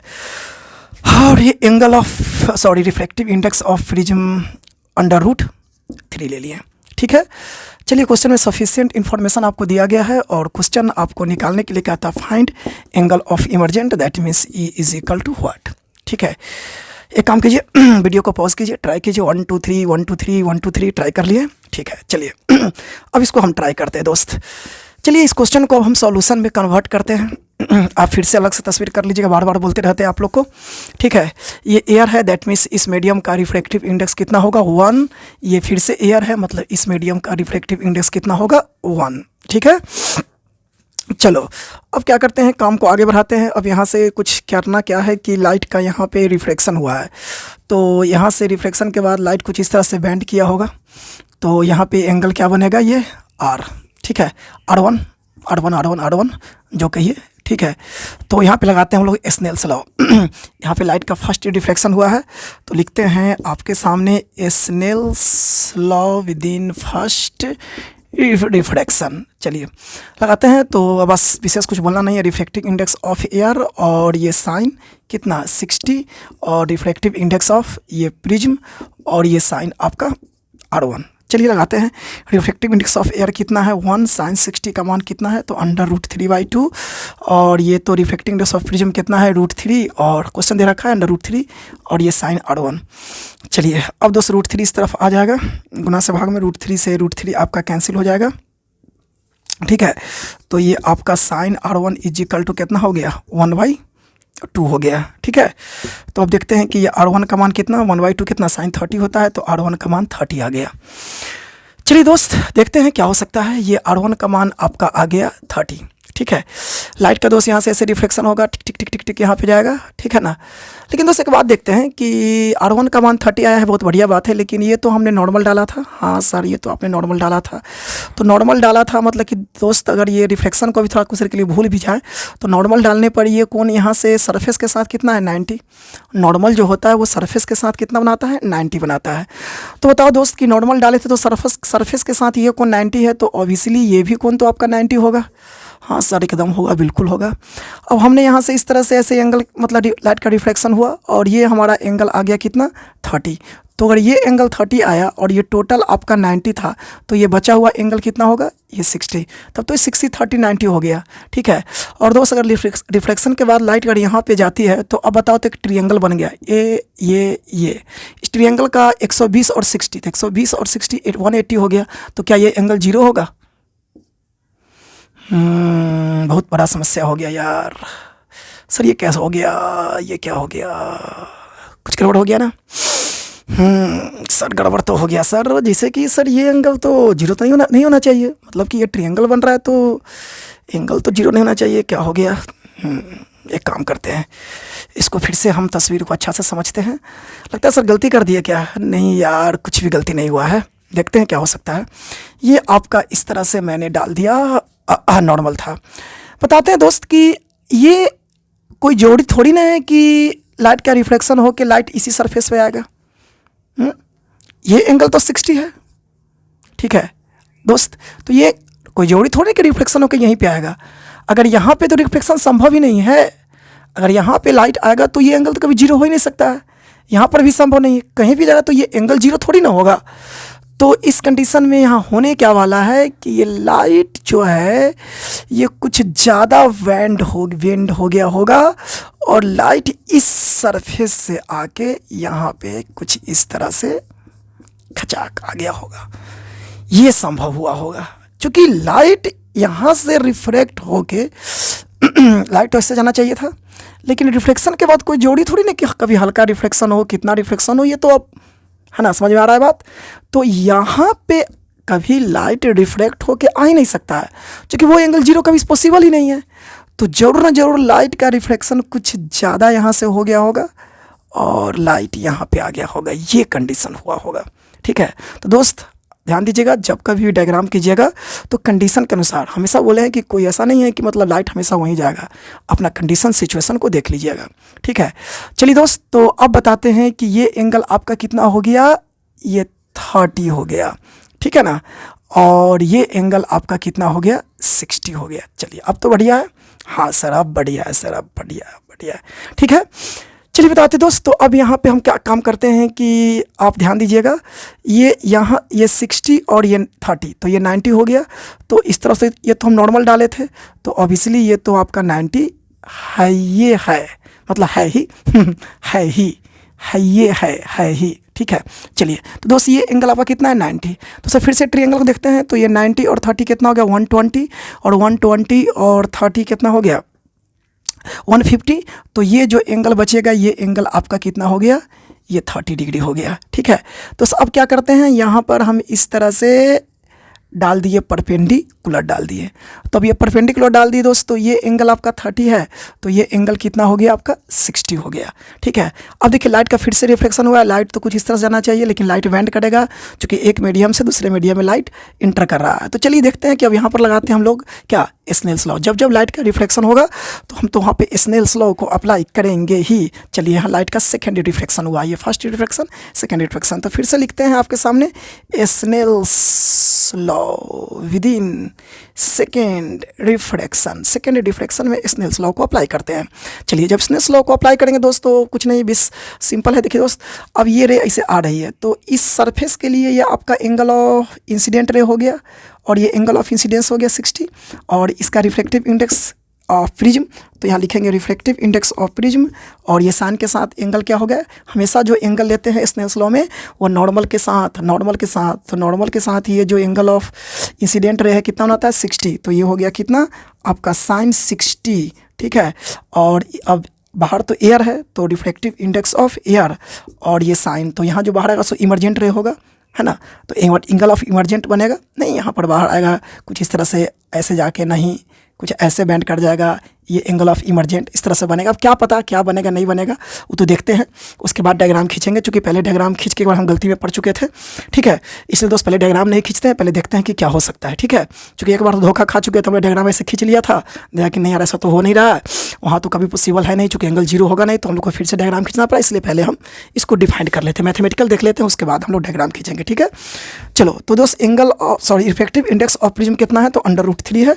तो ये आपका √3 और ये sin 60 का मान √3/2 और ये आपका रिफ्लेक्टिव इंडेक्स 1 और ये आपका रह गया sin e।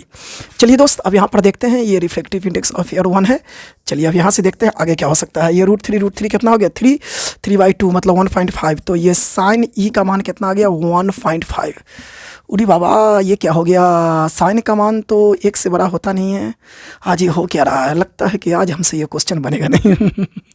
दोस्त काफ़ी बढ़िया क्वेश्चन आपके लिए क्या है, ठीक है ना, धीरे धीरे लेवल को बढ़ाना है। सर ये साइन का मान तो 1 से बड़ा नहीं होता है। दोस्त आप पढ़े कि साइन का जो भी मान होता है वो नॉट ग्रेटर देन कितना 1, ये 1 से तो बड़ा होता नहीं है। तो ये 1 से बड़ा कैसे आ गया दोस्त बताते हैं। अगर 1 से बड़ा आ रहा है मतलब कि ये एंगल जो एंगल ऑफ इमर्जेंट है ये निकालना कभी संभव नहीं है, क्योंकि साइन का मान 1 से बड़ा संभव नहीं है। तो साइन का मान 1 से बड़ा संभव नहीं मतलब इमर्जेंट एंगल निकालना संभव नहीं है। तो इमर्जेंट एंगल निकालना संभव नहीं है, तो इमर्जेंट एंगल अगर पॉसिबल नहीं होगा तब तो निकालना संभव नहीं है।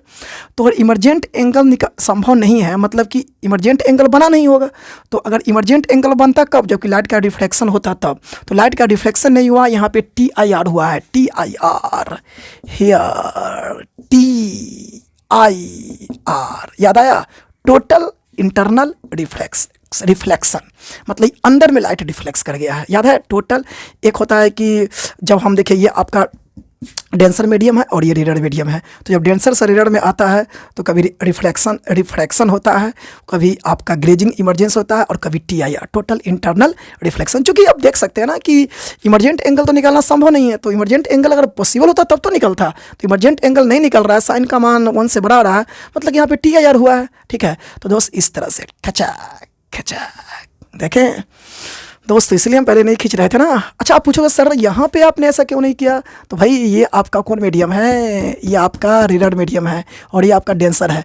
तो रेयर से डेंसर में थोड़ी ना TIR होता है, भूल गए, रेयर से डेंसर में थोड़ी ना TIR होता है, डेंसर से रेयर में ना TIR होता है। तो यहाँ लाइट डेंसर से रेयर में जा रहा था तो यहाँ पे TIR का कंडीशन यहाँ पे आ गया, ठीक है। चलिए दोस्त आगे बढ़ते हैं और आप याद रखिएगा जब इमर्जेंट एंगल आपका साइन का मान जो 1 से बड़ा आता है दैट मीन्स यहाँ पे TIR हुआ है, क्योंकि साइन का मान 1 से तो बड़ा होता नहीं। चलिए बहुत बोल दिया, आगे बढ़ते हैं, ठीक है। हाँ तो चलिए अब यहाँ देखते हैं क्या हो सकता है। तो ये आपका 30 हो गया और ये आपका 60 हो गया, तो क्या हो सकता है।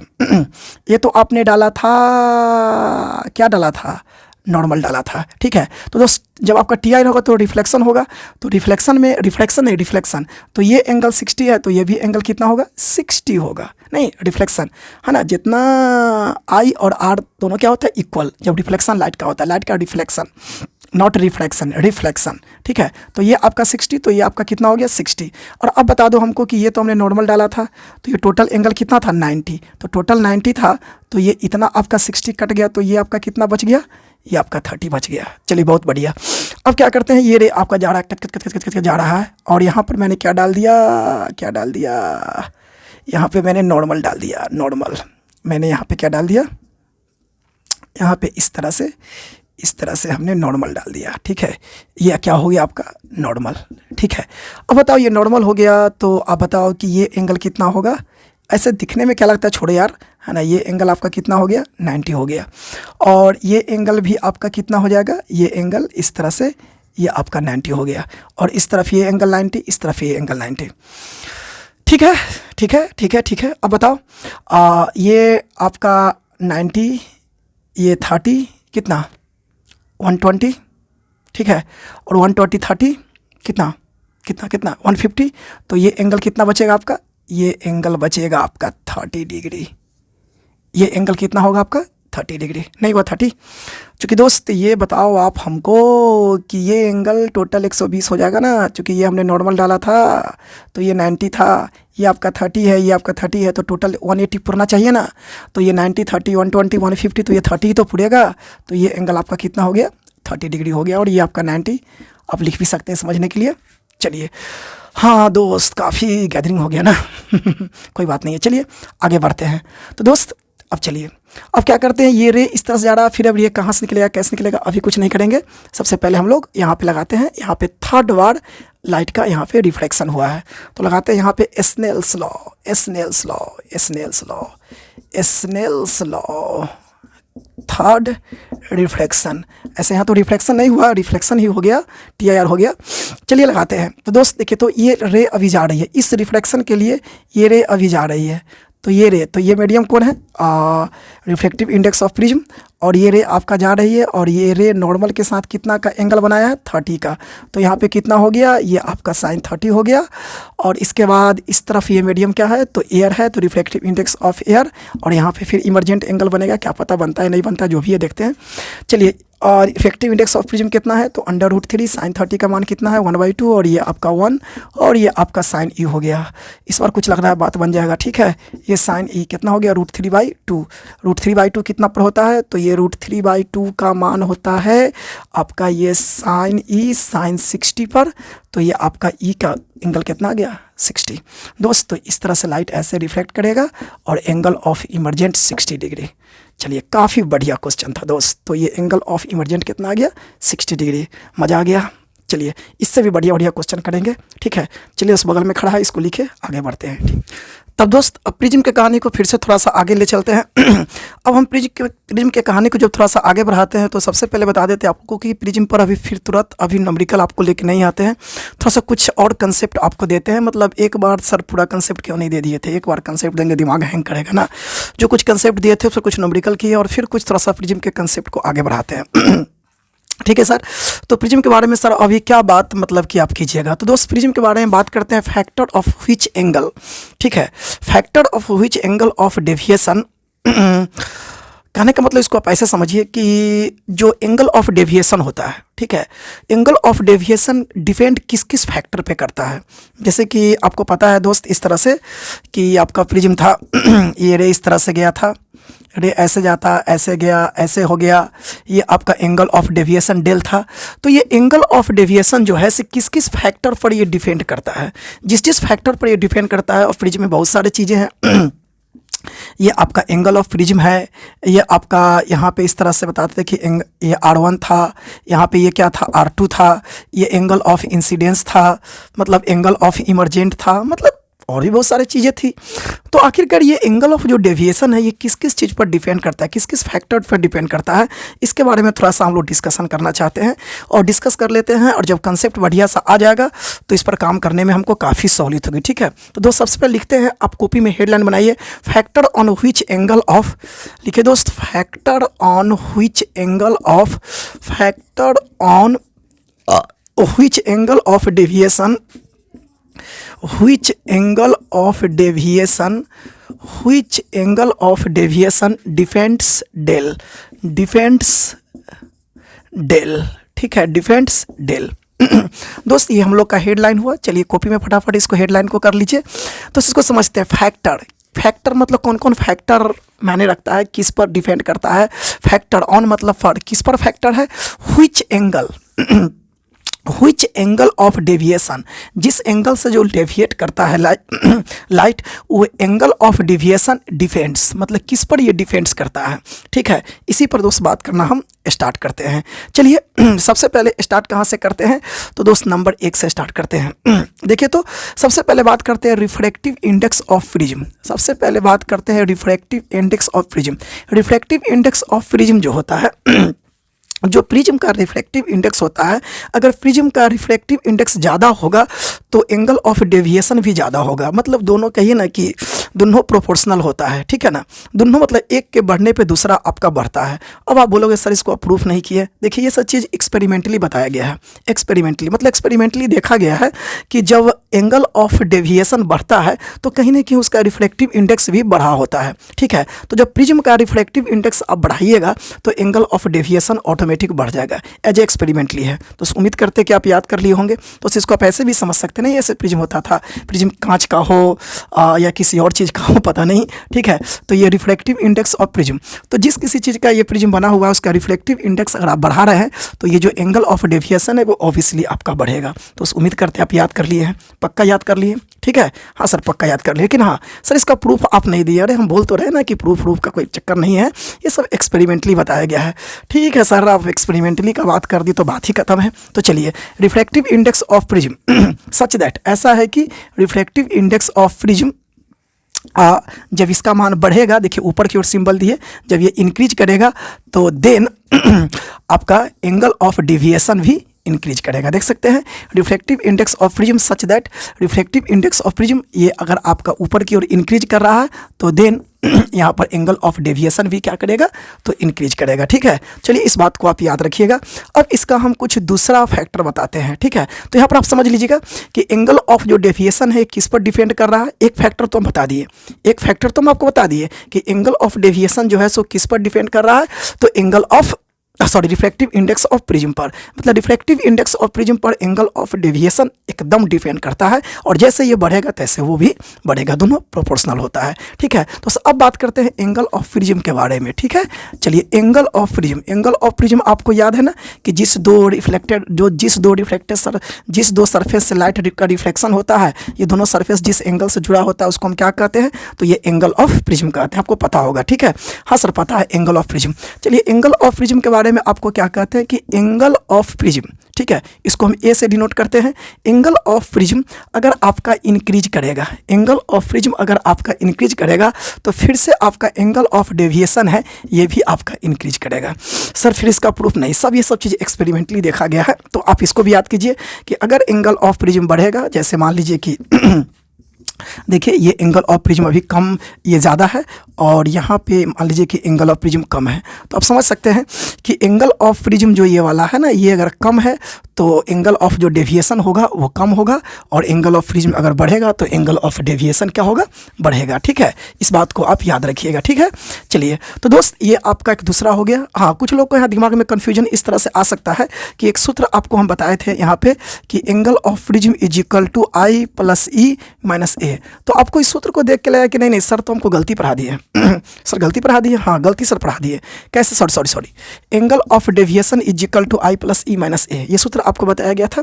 सर हमको तो गलती पढ़ा दी, कैसे, देखिए जैसे कि अब हम बता रहे हैं कि ए का मान बढ़ने पर यहाँ एंगल ऑफ डेविएशन बढ़ेगा। तो आप सर जी देखिए जैसे मान लीजिए आई प्लस ई 60 है, और ए का मान अगर जैसे मान लीजिए कि आपका 40 है, तो आप समझिए तो i प्लस ई आपका 60 है और a का मान 40 है, तो 40 माइनस 60 माइनस 40 आपका कितना हो गया, एंगल ऑफ डेविएशन 20 हो गया। सर तो आप तो बोल रहे हैं कि एंगल ऑफ प्रिज्म बढ़ाने पर ये भी बढ़ेगा, तो एंगल ऑफ प्रिज्म को 40 से बढ़ा के हम 50 कर देते हैं, तो ये कितना हो गया, ये तो 10 हो गया, ये तो घट गया। सर आप तो गलती पढ़ा दिए दोस्त, ऐसा थोड़ी ना है कि हम बताते हैं आपको कि आप समझे सिर्फ ए पर, लेकिन ये ई भी तो वैरी करेगा ना, ये ई भी तो जब बता रहा है दोस्त कि जब एंगल ऑफ और जब प्रिज्म वैरी करेगा तो यहाँ पर जो यहाँ से रिफ्लेक्शन होगा तो ये R1 वैरी करेगा, R1 पर R2 डिपेंड करेगा, फिर उस पर ये E डिपेंड करेगा, तो ये सब चीज़ वैरी करेगा। ऐसा थोड़ी ना कि दोनों कांस्टेंट होगा, ये E थोड़े कांस्टेंट, ये E भी तो वैरी करेगा।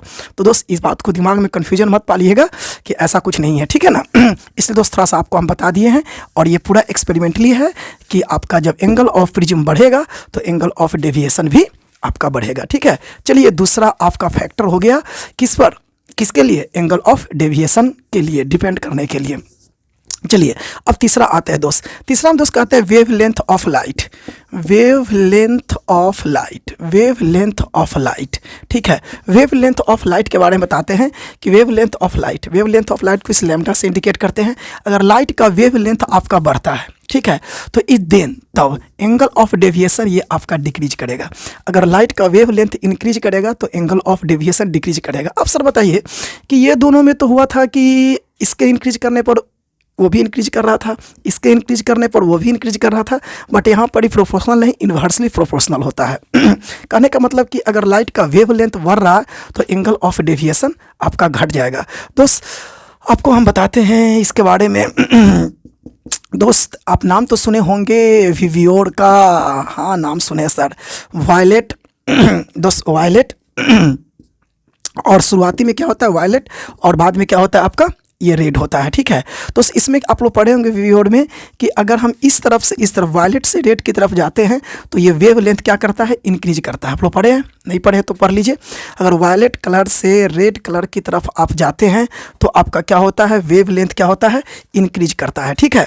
चलिए दोस्त, इसके बारे में आपको पता भी होगा कि ये वायलेट है, ये इंडिगो है, ये ब्लू है, ये ग्रीन है, ये येलो है, ये ऑरेंज है, ये रेड है, ठीक है। तो जिस तरह से मतलब वायलेट से इंडिगो की तरफ, इंडिगो से ब्लू की तरफ, ब्लू से ग्रीन की तरफ, ग्रीन से येलो, येलो से ऑरेंज, रेड, मतलब जैसे जैसे आप बढ़ते जाइएगा वैसे वैसे लाइट का वेवलेंथ बढ़ते जाता है, ठीक है। और दोस्त इसमें अगर वेवलेंथ इस तरह से बढ़ते जाएगा तो इस तरफ जो होता है एंगल ऑफ डेविएशन ये डिक्रीज करेगा। मतलब इस तरफ से उस तरफ जाने पर वेवलेंथ तो बढ़ेगा लेकिन एंगल ऑफ डेविएशन क्या होगा, डिक्रीज करेगा। इसको आप ऐसे भी समझ सकते हैं कि वेवलेंथ ऑफ वायलेट और वेवलेंथ ऑफ रेड। अब बताइए तो किसका वेवलेंथ ज़्यादा होगा।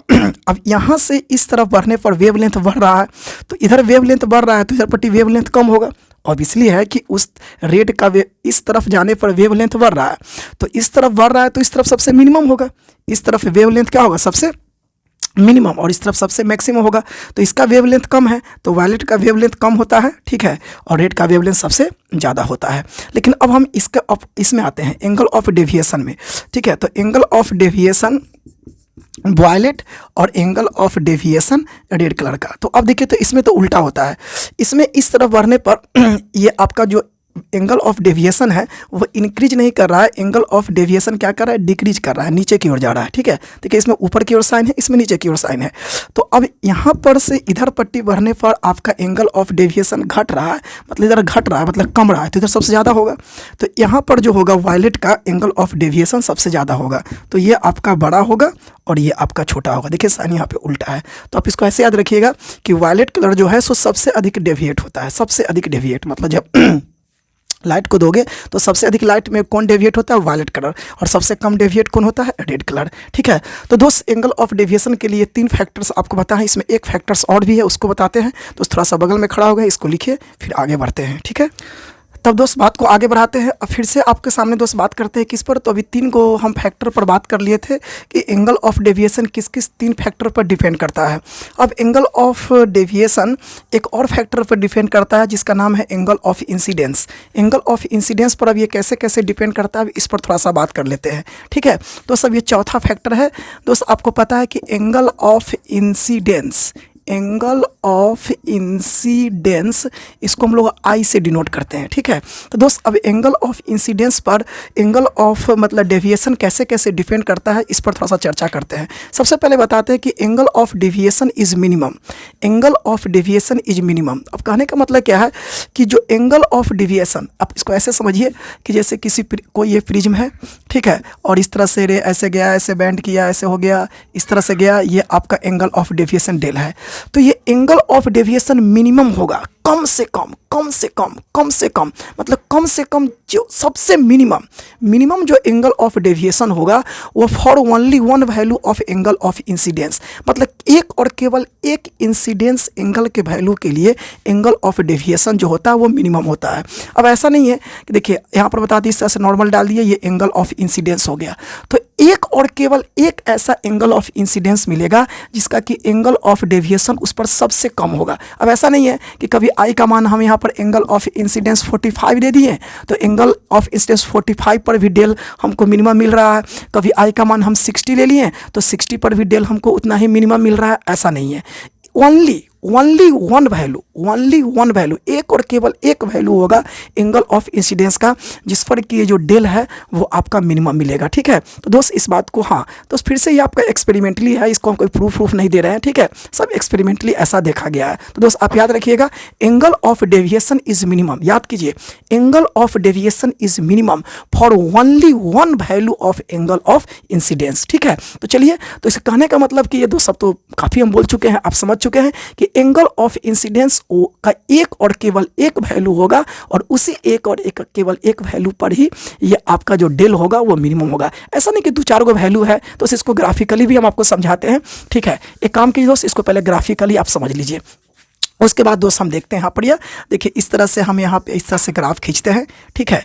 चलिए दोस्त देखिए ये आपका हो गया एंगल ऑफ इंसिडेंस, ठीक है, ये एंगल ऑफ इंसिडेंस हो गया और ये क्या हो गया, एंगल ऑफ डेविएशन। ठीक है, तो ये एंगल ऑफ इंसिडेंस को रिप्रेजेंट करेगा और ये एंगल ऑफ डेविएशन को रिप्रेजेंट करेगा। इसका ग्राफ कुछ इस तरीका से, इसका ग्राफ कुछ इस तरीका से देखिए। ठीक है, कुछ इस तरह से इसका ग्राफ ये होगा, ये सिमेट्रिकली नहीं है। ठीक है ना।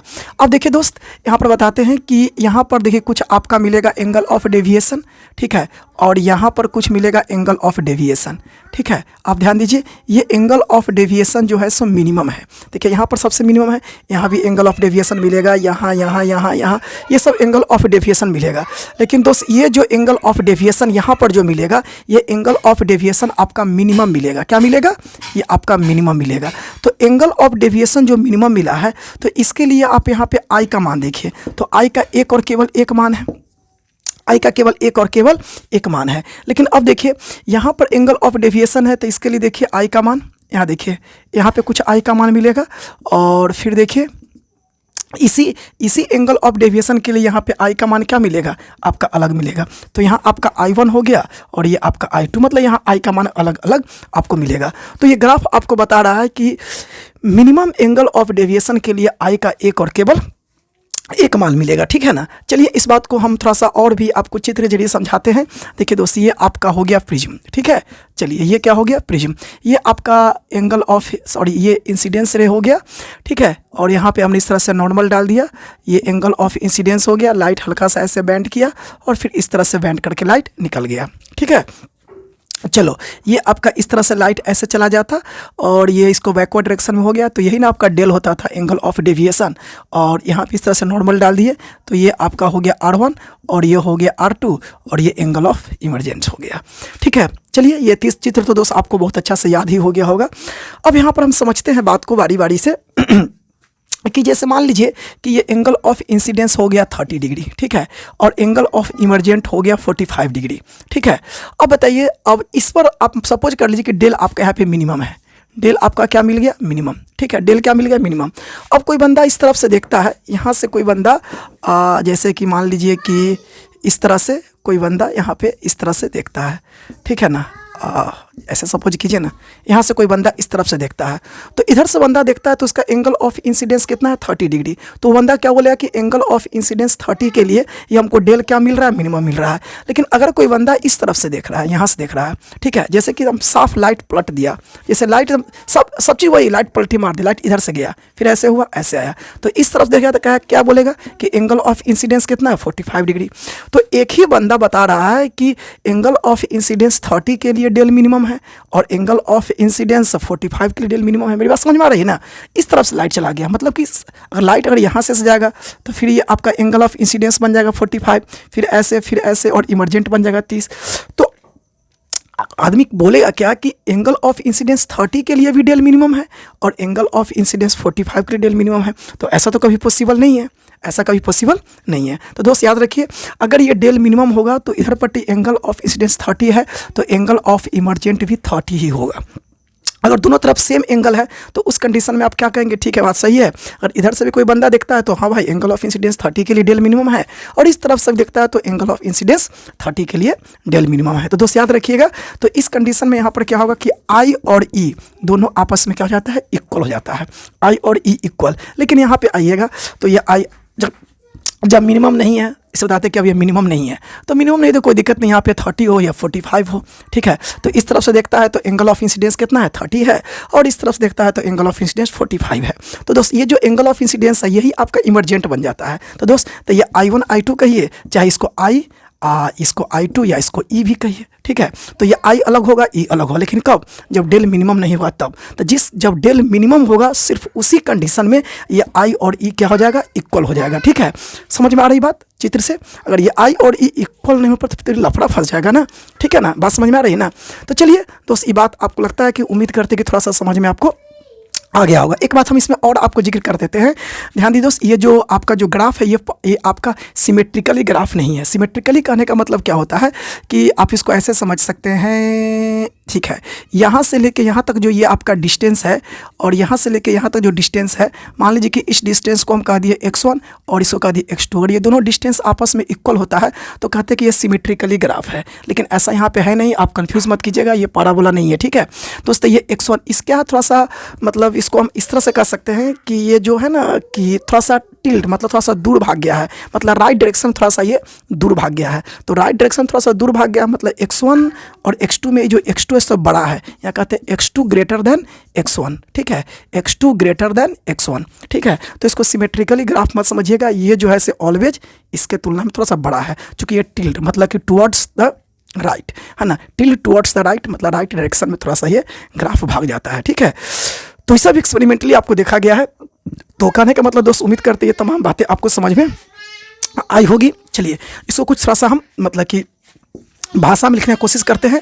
Angle of deviation is minimum, हम बता रहे थे angle of deviation is minimum, angle of deviation is minimum for only one value, for only one value, for only one value, for only one value, for only one value, for only one value of angle of incidence, angle of incidence, ठीक है। तो इस बात को समझिए, angle of deviation is minimum, angle of deviation जब minimum होगा एकदम मिनिमम, तो फॉर किसके लिए, only one value of angle of incidence, केवल एक और केवल एक एंगल ऑफ इंसिडेंस के लिए एंगल ऑफ डेविएशन आपका मिनिमम होगा। इस बात को ऐसे समझते हैं, देखिए ये एंगल ऑफ डेविएशन है, angle of deviation tends to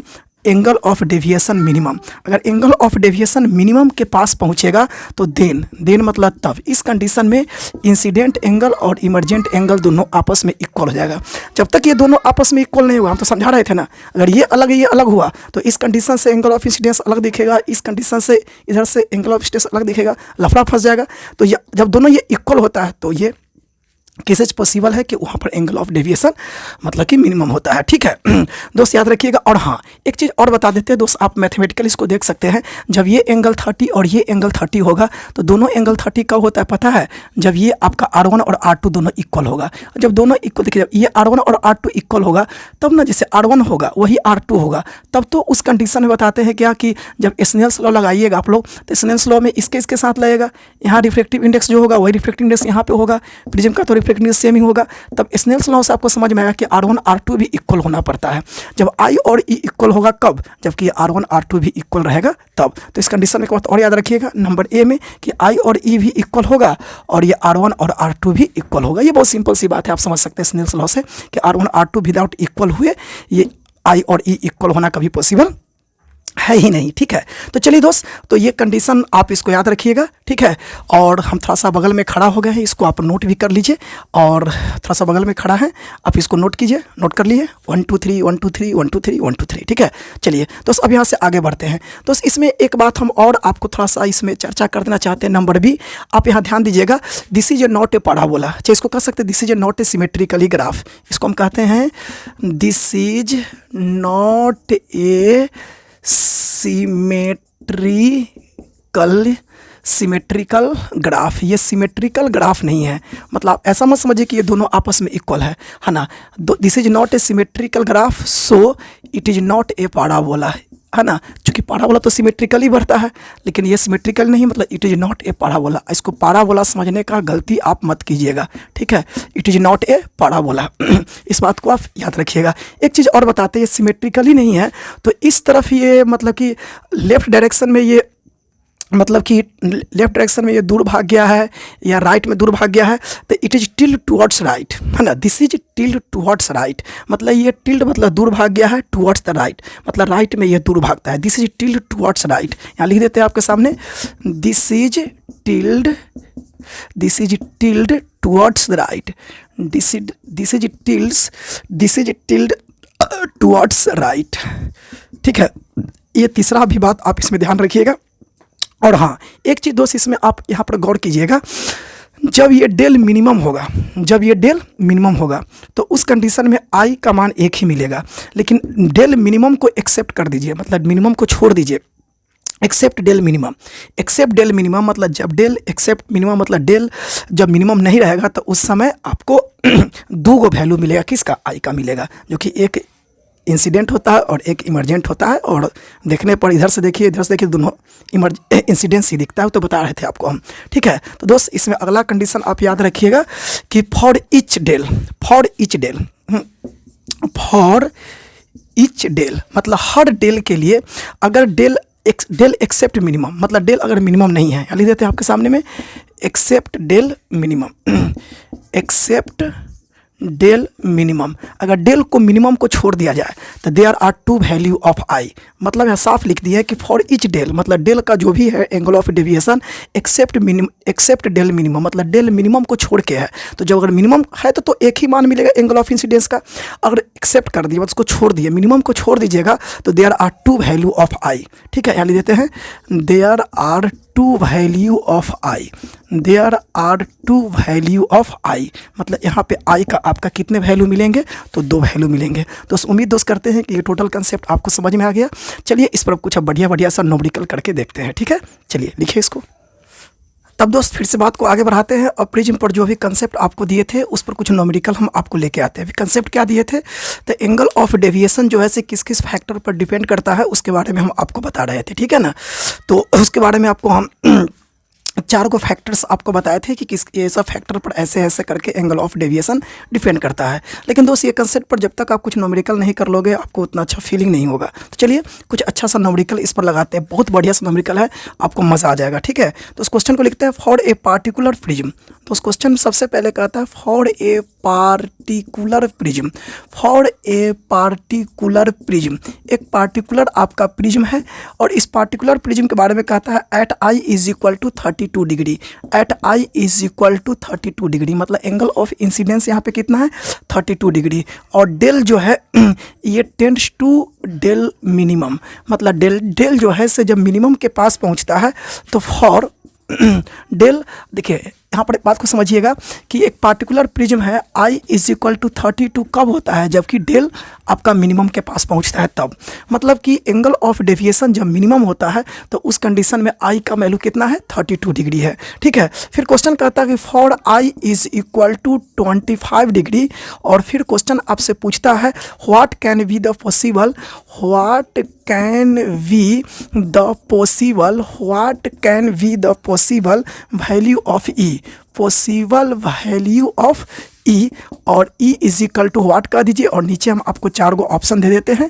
first option देते हैं 37 डिग्री का और सेकंड ऑप्शन आपको देते हैं 38 डिग्री का और थर्ड ऑप्शन देते हैं 39 डिग्री का और आपका लास्ट ऑप्शन डी है आपका 40 डिग्री। चलिए दोस्त एक काम करते हैं, दोस्त हम बगल में खड़ा हो गया, वीडियो को पॉज मारिए और इस क्वेश्चन को ट्राई कीजिए, ट्राई कीजिए, ट्राई कीजिए, ट्राई कीजिए, 1 2 3 1 2 3 1 2 3 ट्राई कर लिए। चलिए हम बताते हैं, काफ़ी बढ़िया दोस्त क्वेश्चन है, मज़ा आ जाएगा आपको। ठीक है ना, तो इसको समझते हैं। फॉर ए पार्टिकुलर प्रिज्म, कोई एक पार्टिकुलर प्रिज्म के लिए एंगल ऑफ इंसिडेंस 32 डिग्री होता है, लेकिन कब, जब डेल मिनिमम के पास पहुंचता है तब। तो चलिए यहाँ पे एक हम ग्राफ ऑफ करते हैं। ठीक है, तो आपका ये हो गया किसका, एंगल ऑफ इंसिडेंस के लिए और ये एंगल ऑफ डेविएशन के लिए। ठीक है, तो इसका ग्राफ कुछ इस तरह से होता है दोस्त, आपको पता है हाँ सर पता है, इस तरह से होता है।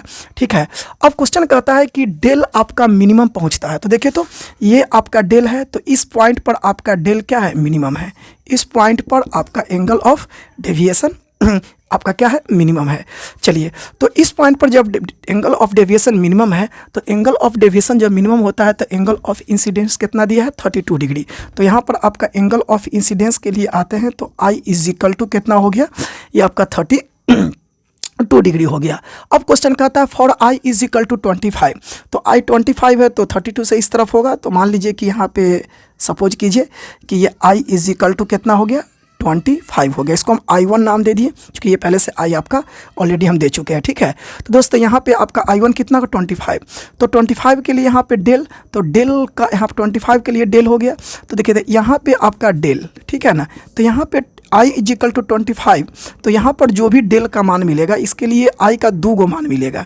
ठीक है, देखिए तो यहाँ पर डेल तो यहाँ पर मिनिमम है, तो मिनिमम के लिए तो एक ही मान मिलता है ना, आपको पता है ना कि मिनिमम के लिए तो एक ही मान मिलता है, लेकिन यहाँ पर तो मिनिमम है नहीं, तो यहाँ पर मिनिमम नहीं है, तो यहाँ पर देखिए इस मतलब कि इस जो डेल का मान है इसके लिए एक i का मान यहाँ भी मिलेगा और एक i का मान आपका यहाँ भी मिलेगा। ठीक है, तो एक को कह देते हैं i1, एक को कह देते हैं i2, इसी i2 को तो e कहते हैं, नहीं याद है? अरे यही तो i2e है। जब इस तरफ से देखिए तो एंगल ऑफ इंसिडेंस और इस तरफ से देखिए तो एंगल ऑफ इमरजेंट, तो इधर वाले के लिए इंसिडेंस, उधर वाले के लिए इमरजेंट हो गया।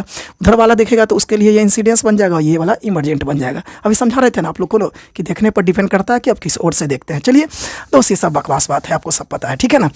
हाँ, चलिए तो दोस्त अब एक काम करते हैं बात को यहाँ से आगे बढ़ाते हैं। अब हमको बता रहे थे कि ये जो हम बताए थे कि जो ग्राफ जो होता है ये टिल्ड टुवर्ड्स राइट, मतलब राइट डायरेक्शन थोड़ा सा ये दूर भागा होता है। तो इस समय हम आपको बताते हैं कि यहाँ से जो यहाँ तक जो डिस्टेंस होगा, इस डिस्टेंस का नाम हम x1 दे दिए और यहाँ से यहाँ तक डिस्टेंस का नाम x2 दे दिए। और आपको बता रखे थे कंसेप्ट में कि x2 must be greater than x1। x2 जो होता है वो must be greater than x1, मतलब x2 जो x1 से बड़ा होता है, क्योंकि ग्राफ थोड़ा सा इस तरफ झुका होता है, दूर भाग जाता है ना। ठीक है, चलिए अब एक काम करते हैं दोस्त, तो हम यहाँ पर पहले x1 के डिस्टेंस को पता करते हैं। ये x1 डिस्टेंस पता करते हैं। तो देखिए तो ये आपका 32 है और ये 25, तो 32 में से 25 कितना जाएगा? 7, ठीक है ना। तो यहाँ पर बताते हैं कि आपका ये x2 रह गया और x1 का मान यहाँ पे कितना हो गया? x1 इज इक्वल टू 7, नहीं ये x1 कितना हो गया? ये x1 इज इक्वल टू 7, ये x1 आपका 7 हो गया। नहीं ये 32 है और ये 25 है, तो आप माइनस कर लिए तो ये इसका मान कितना आ गया? 7 आ गया। अब हम देखते हैं कि हमसे क्वेश्चन पूछता है क्या है कि एंगल ऑफ इमरजेंट, तो ये वाला पूछ रहा है ये i2 का मान चाहे e का मान, आप इसको e कह दीजिए या इसको आप i2 कह दीजिए, ठीक है ना। तो यही e पूछता है। तो इतना बताते हैं कि ये जो x2 जो है ये x2 तो 7 से बड़ा होगा, ये x2 तो ऑलवेज, ये x1 कितना आ गया? 7, तो x2 तो 7 से बड़ा है, तो ये आपका 32 है। तो 32 के बाद जब यहाँ पर पहुँचिएगा तो 32 से ये 1 बड़ा या 2 बड़ा या 3, 4, 5, 6 बड़ा नहीं, 7 से बड़ा होगा, मतलब कितना हो। तो अब ऐसे कह सकते हैं कि x2 का जो मान होगा ये 7 से बड़ा, तो 7.5 हो सकता है, 8 हो सकता है, 9 हो सकता है, 10 हो सकता है, लेकिन 7 या 7 से कम नहीं होगा। 7 नहीं होगा, 7 भी नहीं होगा ना 7 से कम होगा। तो अब बताइए कि ये 32 है, तो अब ऑप्शन पर विचार करते हैं। ये 37 का रहा है, तो 32 से 37 तो 7 तो 5 ही बड़ा हो गया, चलिए ये ऑप्शन नहीं होगा। अब आते 38, तो 32 से ये 6 बड़ा है, तो ये भी संभव नहीं है। 7 से बड़ा होगा, 7.1, 7.2 होगा, 7 नहीं होगा चाहे 7 से कम नहीं होगा, ठीक है। तो सबको पहले से पता है। अब इस पर 39 आते हैं, तो 32 और 7, तो 7 बड़ा है, तो ये भी नहीं। और ये कितना 40, मतलब से लगभग 8 बड़ा है, तो ये आपका आंसर होगा। तो इसलिए इसका आंसर कौन हो गया? डी नंबर, ये 40। कितना मजेदार क्वेश्चन था जो इस कंसेप्ट से एकदम यूं बन गया, ठीक है। चलिए दोस्त नेक्स्ट क्वेश्चन लेके आते हैं। बगल में खड़ा हुआ वीडियो को पॉज कीजिए, लिखिए, फिर आगे बढ़ते हैं, ठीक है। तब दोस्त प्रिज्म के इस क्लास को फिर से आगे बढ़ाते हैं। तो दोस्त एक काम करते हैं कि कुछ दोस्त हम जब सूत्र कुछ ड्राइव किए हैं, कुछ टेक्निक्स और कंसेप्ट बताएं, उस पर कुछ न्यूमेरिकल लेके आए हैं। दोस्त फिर से एक काम करते हैं, थोड़ा सा हल्का सा कंसेप्ट कुछ और आपको हम बढ़ाते हैं, मतलब कंसेप्ट को थोड़ा सा हम आगे बढ़ा के ले चलते हैं, ठीक है। चलिए प्रिज्म के बारे में कुछ हम बात आपको यूँ बताते हैं कि प्रिज्म को हम पहले एयर में रखते हैं। कहाँ रखते हैं? एयर में, ठीक है। तो हम कहते हैं it is prism is kept on in air, ठीक है। Prism is kept on in air, ठीक है। मतलब प्रिज्म को कहाँ रखते हैं? केप्ट ऑन एयर, मतलब एयर में रखते हैं प्रिज्म को, ठीक है। चलिए दोस्त, तो हम प्रिज्म को कहाँ पे रखे हैं? एयर में रखे हैं। चलिए रख लेते हैं प्रिज्म को एयर में, ठीक है। इस तरह से हमने प्रिज्म को एयर में रखा। ये आपका एंगल ऑफ प्रिज्म हो गया। इस तरह से इंसिडेंट रे हो गया और यहाँ पे नॉर्मल हो गया। ये आपका एंगल ऑफ इंसिडेंस हो गया। ये लाइट इससे हल्का सा बेंड किया, फिर यहाँ से इस तरह से बेंड कर गया। ये आपका फिर से ये आपका छी है ना, ये आपका क्या हो गया? नॉर्मल हो गया, ठीक है। और ये एंगल ऑफ इमरजेंट हो गया और ये रे ऐसे जाती लेकिन चली गई, कैसे? ऐसे चली गई, ठीक है। तो ये आपका हर बार की तरह फिर से जो पहले से आप देखते आ रहे हैं, ये आपका एंगल ऑफ डेविएशन डेल से इंडिकेट करते हैं, ठीक है। चलिए इसको हम क्या कहते हैं? ये आपका R1 है और ये आपका R2 है, ठीक है। चलिए सारी चीज़ ठीक है, लेकिन इस कंडीशन को एक खास कंडीशन के लिए इस काम को करते हैं। यहाँ पर कहते क्या है कि डेल इज़ मिनिमम, मतलब हम डेल को मिनिमम कर दिए, ठीक है। मतलब एंगल ऑफ डेविएशन को मिनिमम कंडीशन के लिए करते हैं, लिखते हैं इफ़ मतलब यदि डेल इज़ मिनिमम, डेल क्या हो गया आपका मिनिमम हो गया, ठीक है। तो बताइए तो डेल आपका टेंड्स टू मिनिमम, तो जब डेल मिनिमम के पास जाएगा तो आपको पता है कि ये आई और ई आपस में क्या होता है इक्वल, ये कंसेप्ट आपको हम दे के आ चुके हैं, ठीक है। तो ये आई और ई आपस में क्या हो जाएगा इक्वल, और बताए थे कि आई और ई इक्वल होता है और R1 R2 भी क्या होता है इक्वल होता है, ठीक है। तो ये R1 is equal to R2, तो दोस्त इसको सीधे नाम R दे देते हैं। जब ये दोनों इक्वल है तो नाम को चेंज करने की कोई ज़रूरत नहीं है, ये दोनों का नाम हम R दे दिए, बोलो ठीक है यार, ठीक है। तो ये दोनों इक्वल होगा तो R1 is equal to R2, तो नाम इसका शॉर्ट में सिर्फ R ही रह देते हैं, नाम को चेंज नहीं करते हैं, ठीक है। चलिए अब दोस्त हम क्या करते हैं दोस्त, एक सूत्र आपको याद है कि A इज इक्वल टू होता था R1 प्लस R2 होता था, ठीक है। तो A is equal to R1 plus R2, तो इसमें हम करते क्या है कि ये A हमने रहने दिया, R1 R2 दोनों सेम है तो ये R प्लस R कर दिए, चूँकि R1 R2 दोनों तो R के इक्वल है, दोनों सेम है, तो R कितना हो गया 2R, और ये इज इक्वल टू A हो गया, तो ये अपने R का मान निकाला तो कितना आ गया A/2 आ गया। इसको हम इक्वेशन 1 मान के स्टॉप कर दे, देखते हैं कुछ करके कुछ शायद कुछ निकल जाए। किस कंडीशन के लिए, it is prism is kept on air, prism को कहाँ रखे एयर में, सबसे फर्स्ट कंडीशन प्रिज्म कहाँ रखा हुआ एयर में, और डेल इज मिनिमम, डेल क्या है मिनिमम, तो मिनिमम डेल के लिए जो प्रिज्म को एयर में रखेंगे तो कुछ देखते हैं क्या निकल के आती है सामने। हाँ अब दोस्त क्या करते हैं यहाँ पर एक सूत्र हम वी नो दैट, मतलब हम सूत्र एक पहले से हम एक और जानते हैं जो हम पहले से ड्राइव कर चुके हैं। वो सूत्र कुछ इस तरह से था कि angle of deviation is equal to I plus E minus A. अब क्या करते हैं, डेल आपका मिनिमम है, देखिए तो ये डेल आपका क्या है मिनिमम, ठीक है। मिनिमम डेल के लिए ये आई और ई दोनों आपस में इक्वल है, तो ये आई और ई इक्वल है तो ई तो हम आई पुट कर दिए और ये माइनस ए फिलहाल अभी हम रहने देते हैं, ठीक है। अब देखिए ये मिनिमम डेल के लिए ये आई और ई सॉरी इक्वल है, तो यहाँ ई तहाँ आई पुट कर देते हैं ना, ई तहाँ आई और ई इक्वल है तो ई तहाँ आई पुट कर देते, आई कितना हो गया, ये आपका 2i माइनस ए हो गया। अब हम क्या करते हैं, यहाँ से हम ए का मान निकालते हैं, किसका मान निकालते हैं ए का मान, तो क्या होगा ये आपका देखिए तो ए इस तरफ माइनस में है और नहीं आई का मान निकालते हैं, ठीक है। देखिए आई का मान निकालते हैं तो ये ए इस तरफ माइनस में है तो ए इस तरफ प्लस में आ गया, और मिनिमम डेविएशन ऑफ एंगल और ये 2 मल्टीप्लाई से डिवाइड में आ गया, ठीक है। दोस्तों इसको हम इक्वेशन 2 मान के यहाँ पे स्टॉप करते हैं। देखिए दोस्त तो एक हम R निकाल चुके हैं और एक यहाँ पर हम A निकाल चुके हैं, ठीक है। चलिए समझ में आ रही है बात को, ठीक है ना। सिंपल कैलकुलेशन, इसमें क्या हम विशेष बोले आप तो खुद समझ सकते हैं ना। अगर हम विशेष ज़्यादा बोले तो आपको बोरिंग सा फील होने लगेगा, इसलिए ज़्यादा नहीं बोलते, ठीक है। हाँ दोस्त तो अब देखिए तो यहाँ पर क्या करते हैं, देखिए लाइट का रिफ्लेक्शन यहाँ पे हुआ है, लाइट का रिफ्लेक्शन यहाँ पे हुआ है, तो फर्स्ट रिफ्लेक्शन के लिए स्नेल्स लॉ, अरे लाइट का रिफ्लेक्शन होगा, अरे स्नेल्स लॉ नहीं लगेगा, चलो स्नेल्स लॉ लगाते हैं, ठीक है। तो लिखते हैं आपके सामने Snell's law with in first reflection of light. यहाँ पे फर्स्ट रिफ्लेक्शन के लिए हम स्नेल्स लॉ को अप्लाई करते हैं। तो आपको पता है कहते हैं it is prism in kept on air, तो जब एयर में प्रिज्म है तो रिफ्लेक्टिव इंडेक्स ऑफ एयर 1 होता है, इस तरफ भी और इस तरफ भी, तो रिफ्लेक्टिव इंडेक्स ऑफ एयर 1 और ये तो रिफ्लेक्टिव इंडेक्स ऑफ प्रिज्म है, ठीक है। जो भी कुछ भी हो पता नहीं, ठीक है। तो स्नेल्स लॉ हम अप्लाई करते हैं तो यहाँ पे क्या हो जाएगा, रिफ्लेक्टिव इंडेक्स ऑफ एयर और ये sine I is equal to reflective index of prism, और ये R1 नहीं सिर्फ साइन R कहेंगे क्योंकि सब इक्वल है R1 R2, ठीक है।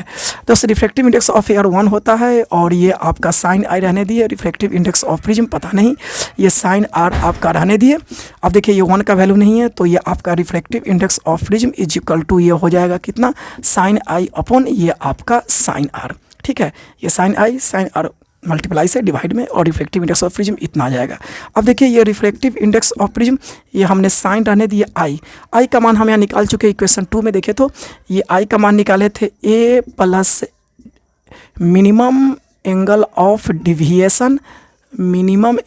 डेविएशन और वटा में 2, फिर ये वटा हम रहने दिए और ये आपका साइन के साइन रह गया आर हम निकाल चुके हैं यहाँ पर A/2, तो आर कितना आ गया, ये आपका A/2। देखिए दोस्त एक ज़बरदस्त सूत्र को हमने डिराइव कर लिया है, ठीक है। लेकिन दोस्त ध्यान दीजिएगा ये सूत्र किसके लिए डिराइव हुआ है, तो मिनिमम एंगल ऑफ डेविएशन के लिए। किसके लिए डिराइव हुआ है, मिनिमम एंगल ऑफ डेविएशन के लिए, ठीक है ना। है ना, ठीक है। जाओ जाओ। तो देखिए दोस्त, ये सूत्र किसके लिए ड्राइव हुआ है, मिनिमम एंगल ऑफ डेविएशन के लिए सूत्र को हमने ड्राइव कर लिया, ठीक है। तो कहने का मतलब दोस्त, अब इस फॉर्मूला पर कुछ क्वेश्चन तो लेके आना चाहिए, ठीक है। छोटा बच्चा समझ आता है ये वो करने के लिए, है ना। तो कहने का मतलब कि बात समझ में आ रही है ना, सब चीज़ बढ़िया बढ़िया बढ़िया, ठीक है। तो चलिए अब इस सूत्र को लिखने के बाद ध्यान दीजिएगा दो चीज़, ये it is prism in kept on air, ये प्रिज्म एयर में है, यहाँ भी रिफ्लेक्टिंग इंडेक्स 1 है, रिफ्लेक्टिंग इंडेक्स 1 के लिए ड्राइव किए हैं। और एक चीज़ में ये बात बिल्कुल याद रखना चाहिए कि एंगल ऑफ डेविएशन जब मिनिमम होगा तभी ये सूत्र को आप फार्मूला को आप क्वेश्चन में यूज कीजिए। कुछ बच्चे लोग ऐसे क्या करते हैं कि एंगल ऑफ डेविएशन मिनिमम नहीं है और फट से सूत्र को धराम धराम यूज कर दिए और धराम धराम ऐसी की तैसी कर दिया, ऐसा नहीं करना है, ठीक है। दोस्तों बगल में खड़ा हो गए और इसको आप नोट कीजिए। हाँ, इस पर कुछ क्वेश्चन की बात रहा दोस्तों, इस पर क्वेश्चन काफ़ी नॉर्मल, काफ़ी सिंपल क्वेश्चन पूछता है, बहुत सिंपल। बगल में खड़ा है 1 2 3 1 2 3 1 2 3 उतार लिए, ठीक है। एक काम करते हैं, इस पर क्वेश्चन इतना नॉर्मल, इतना सिंपल आता है कि क्या बताएं, कितना सिंपल आता है, बहुत सिंपल क्वेश्चन आता है, ठीक है। हम क्वेश्चन देते हैं फटाफट, आप इसको अभी मेरे सामने में मतलब जस्ट तुरंत अभी डील कर लीजिए और फिर हम देखते हैं आगे इसमें क्या हो सकता है, ठीक है। चलिए क्वेश्चन लेके आते हैं इस पर, सिंपल सा एकदम हलवा क्वेश्चन, मतलब फार्मूला बेस्ड क्वेश्चन होता है जिसको सिर्फ सेटिंग करना है, कुछ विशेष उसमें करना नहीं होता है, एकदम फार्मूला बेस्ड क्वेश्चन है। चलिए एक क्वेश्चन को लिखते हैं, ठीक है। हाँ, क्वेश्चन कहता है कि if angle of prism is equal to 60 degree और एंगल ऑफ डेविएशन किस कंडीशन के लिए, मिनिमम के लिए, minimum angle of deviation 30 degree और फाइंड आपको निकालना है, क्या निकालना है, तो refractive index of prism is equal to what. बस सिंपल सा क्वेश्चन है, फार्मूला बेस्ड है। हाँ, सूत्र तो आपको याद होगा सर, चलिए ट्राई कीजिए। रुक जाए क्या, चलिए हम रुक गए 1 2 3 1 2 3 1 2 3 ट्राई कर लिए। चलिए वीडियो को पॉज मार के ट्राई कर लीजिएगा, ठीक है। शुरू करें, ठीक है। चलो हम शुरू करते हैं। तो देखिए, तो refractive index of prism is equal to होता है सूत्र आपका sine A plus minimum angle of deviation upon 2 और वटा साइन ए अपॉन 2। अभी हमने थोड़ा जस्ट इस सूत्र को ड्राइव किया था। चलिए इस पर सेटिंग करते हैं दोस्त, कुछ नहीं है, रिफ्रैक्टिव इंडेक्स ऑफ प्रिज्म ये तो आपको निकालना है, ठीक है, बढ़िया बात है। ये हमने साइन रहने दिया, ये एंगल ऑफ प्रिज्म कितना है, तो ये 60 है, ठीक है। और एंगल ऑफ डेविएशन मिनिमम के लिए कितना है, ये 30 है और ये वटा में आपका 2 हो गया, फिर ये आपका साइन एंगल ऑफ प्रिज्म कितना है, तो ये आपका 60 और वटा में 2 हो गया। अब इसको हल कर लीजिए, 60 30 90 90 में 2 से, तो ये हो गया आपका साइन 45 और ये कितना 60/2, तो ये साइन 30। साइन 42 का मान कितना होता है, 1/√2। साइन 30 कितना होता है, 1/2, ठीक है। इसको हल कर लीजिए, ये 1/√2 और ये 2/1 और इसको हो गया, ये हल करने पर कितना 2/√2, इसमें फिर आप √2 से ऊपर नीचे मल्टीप्लाई कर दीजिए, ठीक है ना। करते हैं ना आप लोग, नहीं करते हैं, तो कितना हो जाएगा, ये हो जाएगा आपका 2√2, ये कितना 2, तो दोस्त ये आपका कितना हो गया √अंडर। चलिए दोस्त इस पर एक क्वेश्चन और लगाते हैं जो सिंपल सा हलवा सा क्वेश्चन है ना, मतलब फार्मूला बेस्ड क्वेश्चन है, ठीक है। चलिए एक क्वेश्चन इस पर आप खुद से लगाइए। इस बार देते हैं आपको इफ़ मतलब यदि रिफ्रैक्टिव इंडेक्स ऑफ प्रिज्म आपको दे देते हैं कितना, तो √3, ठीक है। चलो बहुत बढ़िया है। और एंगल ऑफ प्रिज्म आपको दे दिए कितना, तो 60 डिग्री दे दिए और आपको फाइंड मतलब निकालना है एंगल ऑफ डेविएशन मिनिमम के लिए इज इक्वल टू व्हाट, ठीक है।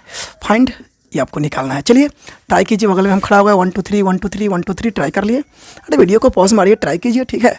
चलिए आपने ट्राई कर लिया, अब हम ट्राई करते हैं। दो सूत्र आपको याद है, रिफ्रैक्टिव इंडेक्स ऑफ प्रिज्म किस कंडीशन के लिए, मिनिमम एंगल ऑफ डेविएशन के लिए, ठीक है। तो दोस्त ये होता कितना है, तो ये आपका साइन ये A plus minimum angle of deviation upon 2 और वटा में ये होता है साइन a/2। यही सूत्र है आपका। इस पर चलिए सेटिंग करते हैं। रिफ्रैक्टिव इंडेक्स ऑफ प्रिज्म कितना है, तो ये आपका √3 है, ये हमने साइन रहने दिया। एंगल ऑफ प्रिज्म कितना है, ये 60 है और angle minimum angle of deviation बटा 2 और ये तो हमको पता नहीं, तो निकालना है ना हम लोग को, ये हमको निकालना है, ठीक है। और ये साइन एंगल ऑफ प्रिज्म कितना है, ये आपका 60/2। चलिए इसको हम हल करते हैं। ये √3 हमने रहने दिया, ये 2 दोनों को मिलेगा, तो ये कितना हो गया साइन 60/2, तो ये कितना, ये आपका 30 plus minimum angle of deviation बटा 2 और ये 60/2 कितना हो गया 30, ठीक है। तो साइन 30 इस तरफ कहाँ पे है √3 sin 30 नीचे है और इस तरफ हमने sin 30 को कहाँ ले आया, ऊपर में ले आया। ठीक है, चलिए कोई दिक्कत नहीं ना। 60/2 30 हो गया। ठीक है, ये √3 sin 30 का मान कितना होता है, 1/2 होता है। ठीक है, चलिए sin 30 का मान कितना हो गया, 1/2। ठीक है, तो 1/2 इस तरफ नीचे है और इस तरफ 1/2 कहाँ आ गया, ऊपर में आ गया। और यहाँ पे क्या रह गया, ये साइन और ये 30 और प्लस ऐसे रह दिए angle of minimum angle of deviation और बटा में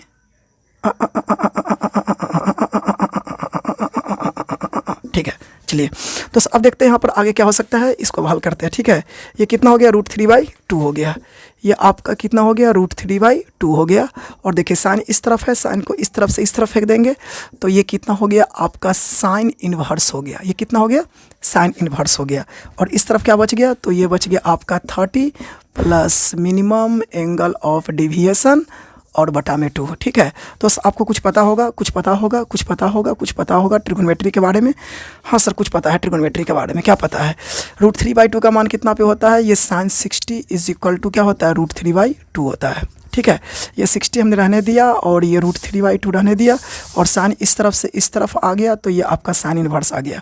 जैसा कि आप देख सकते हैं साइन इन्वर्स √3/2 का मान कितना आ गया, साइन इन्वर्स √3/2 का मान कितना गया, 60 आ गया। तो साइन इन्वर्स √3/2 ये आपका 60 हो गया।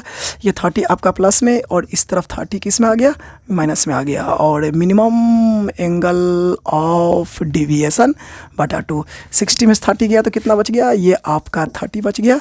और इस तरफ 2 क्या है, डिवाइड में और इस तरफ मल्टीप्लाई में, तो मिनिमम एंगल ऑफ डेविएशन 30 × 2, तो ये मिनिमम एंगल ऑफ डेविएशन कितना हो गया, ये आपका 60 डिग्री आ गया। ठीक है, चलिए दोस्त, तो उम्मीद दोस्त करते हैं कि ये क्वेश्चन आपको समझ में आया होगा। काफ़ी बढ़िया क्वेश्चन था और आप जम के पढ़ाई करते रहिए। प्रिज्म के बारे में कुछ और भी हम काम सोचते हैं और भी करते हैं।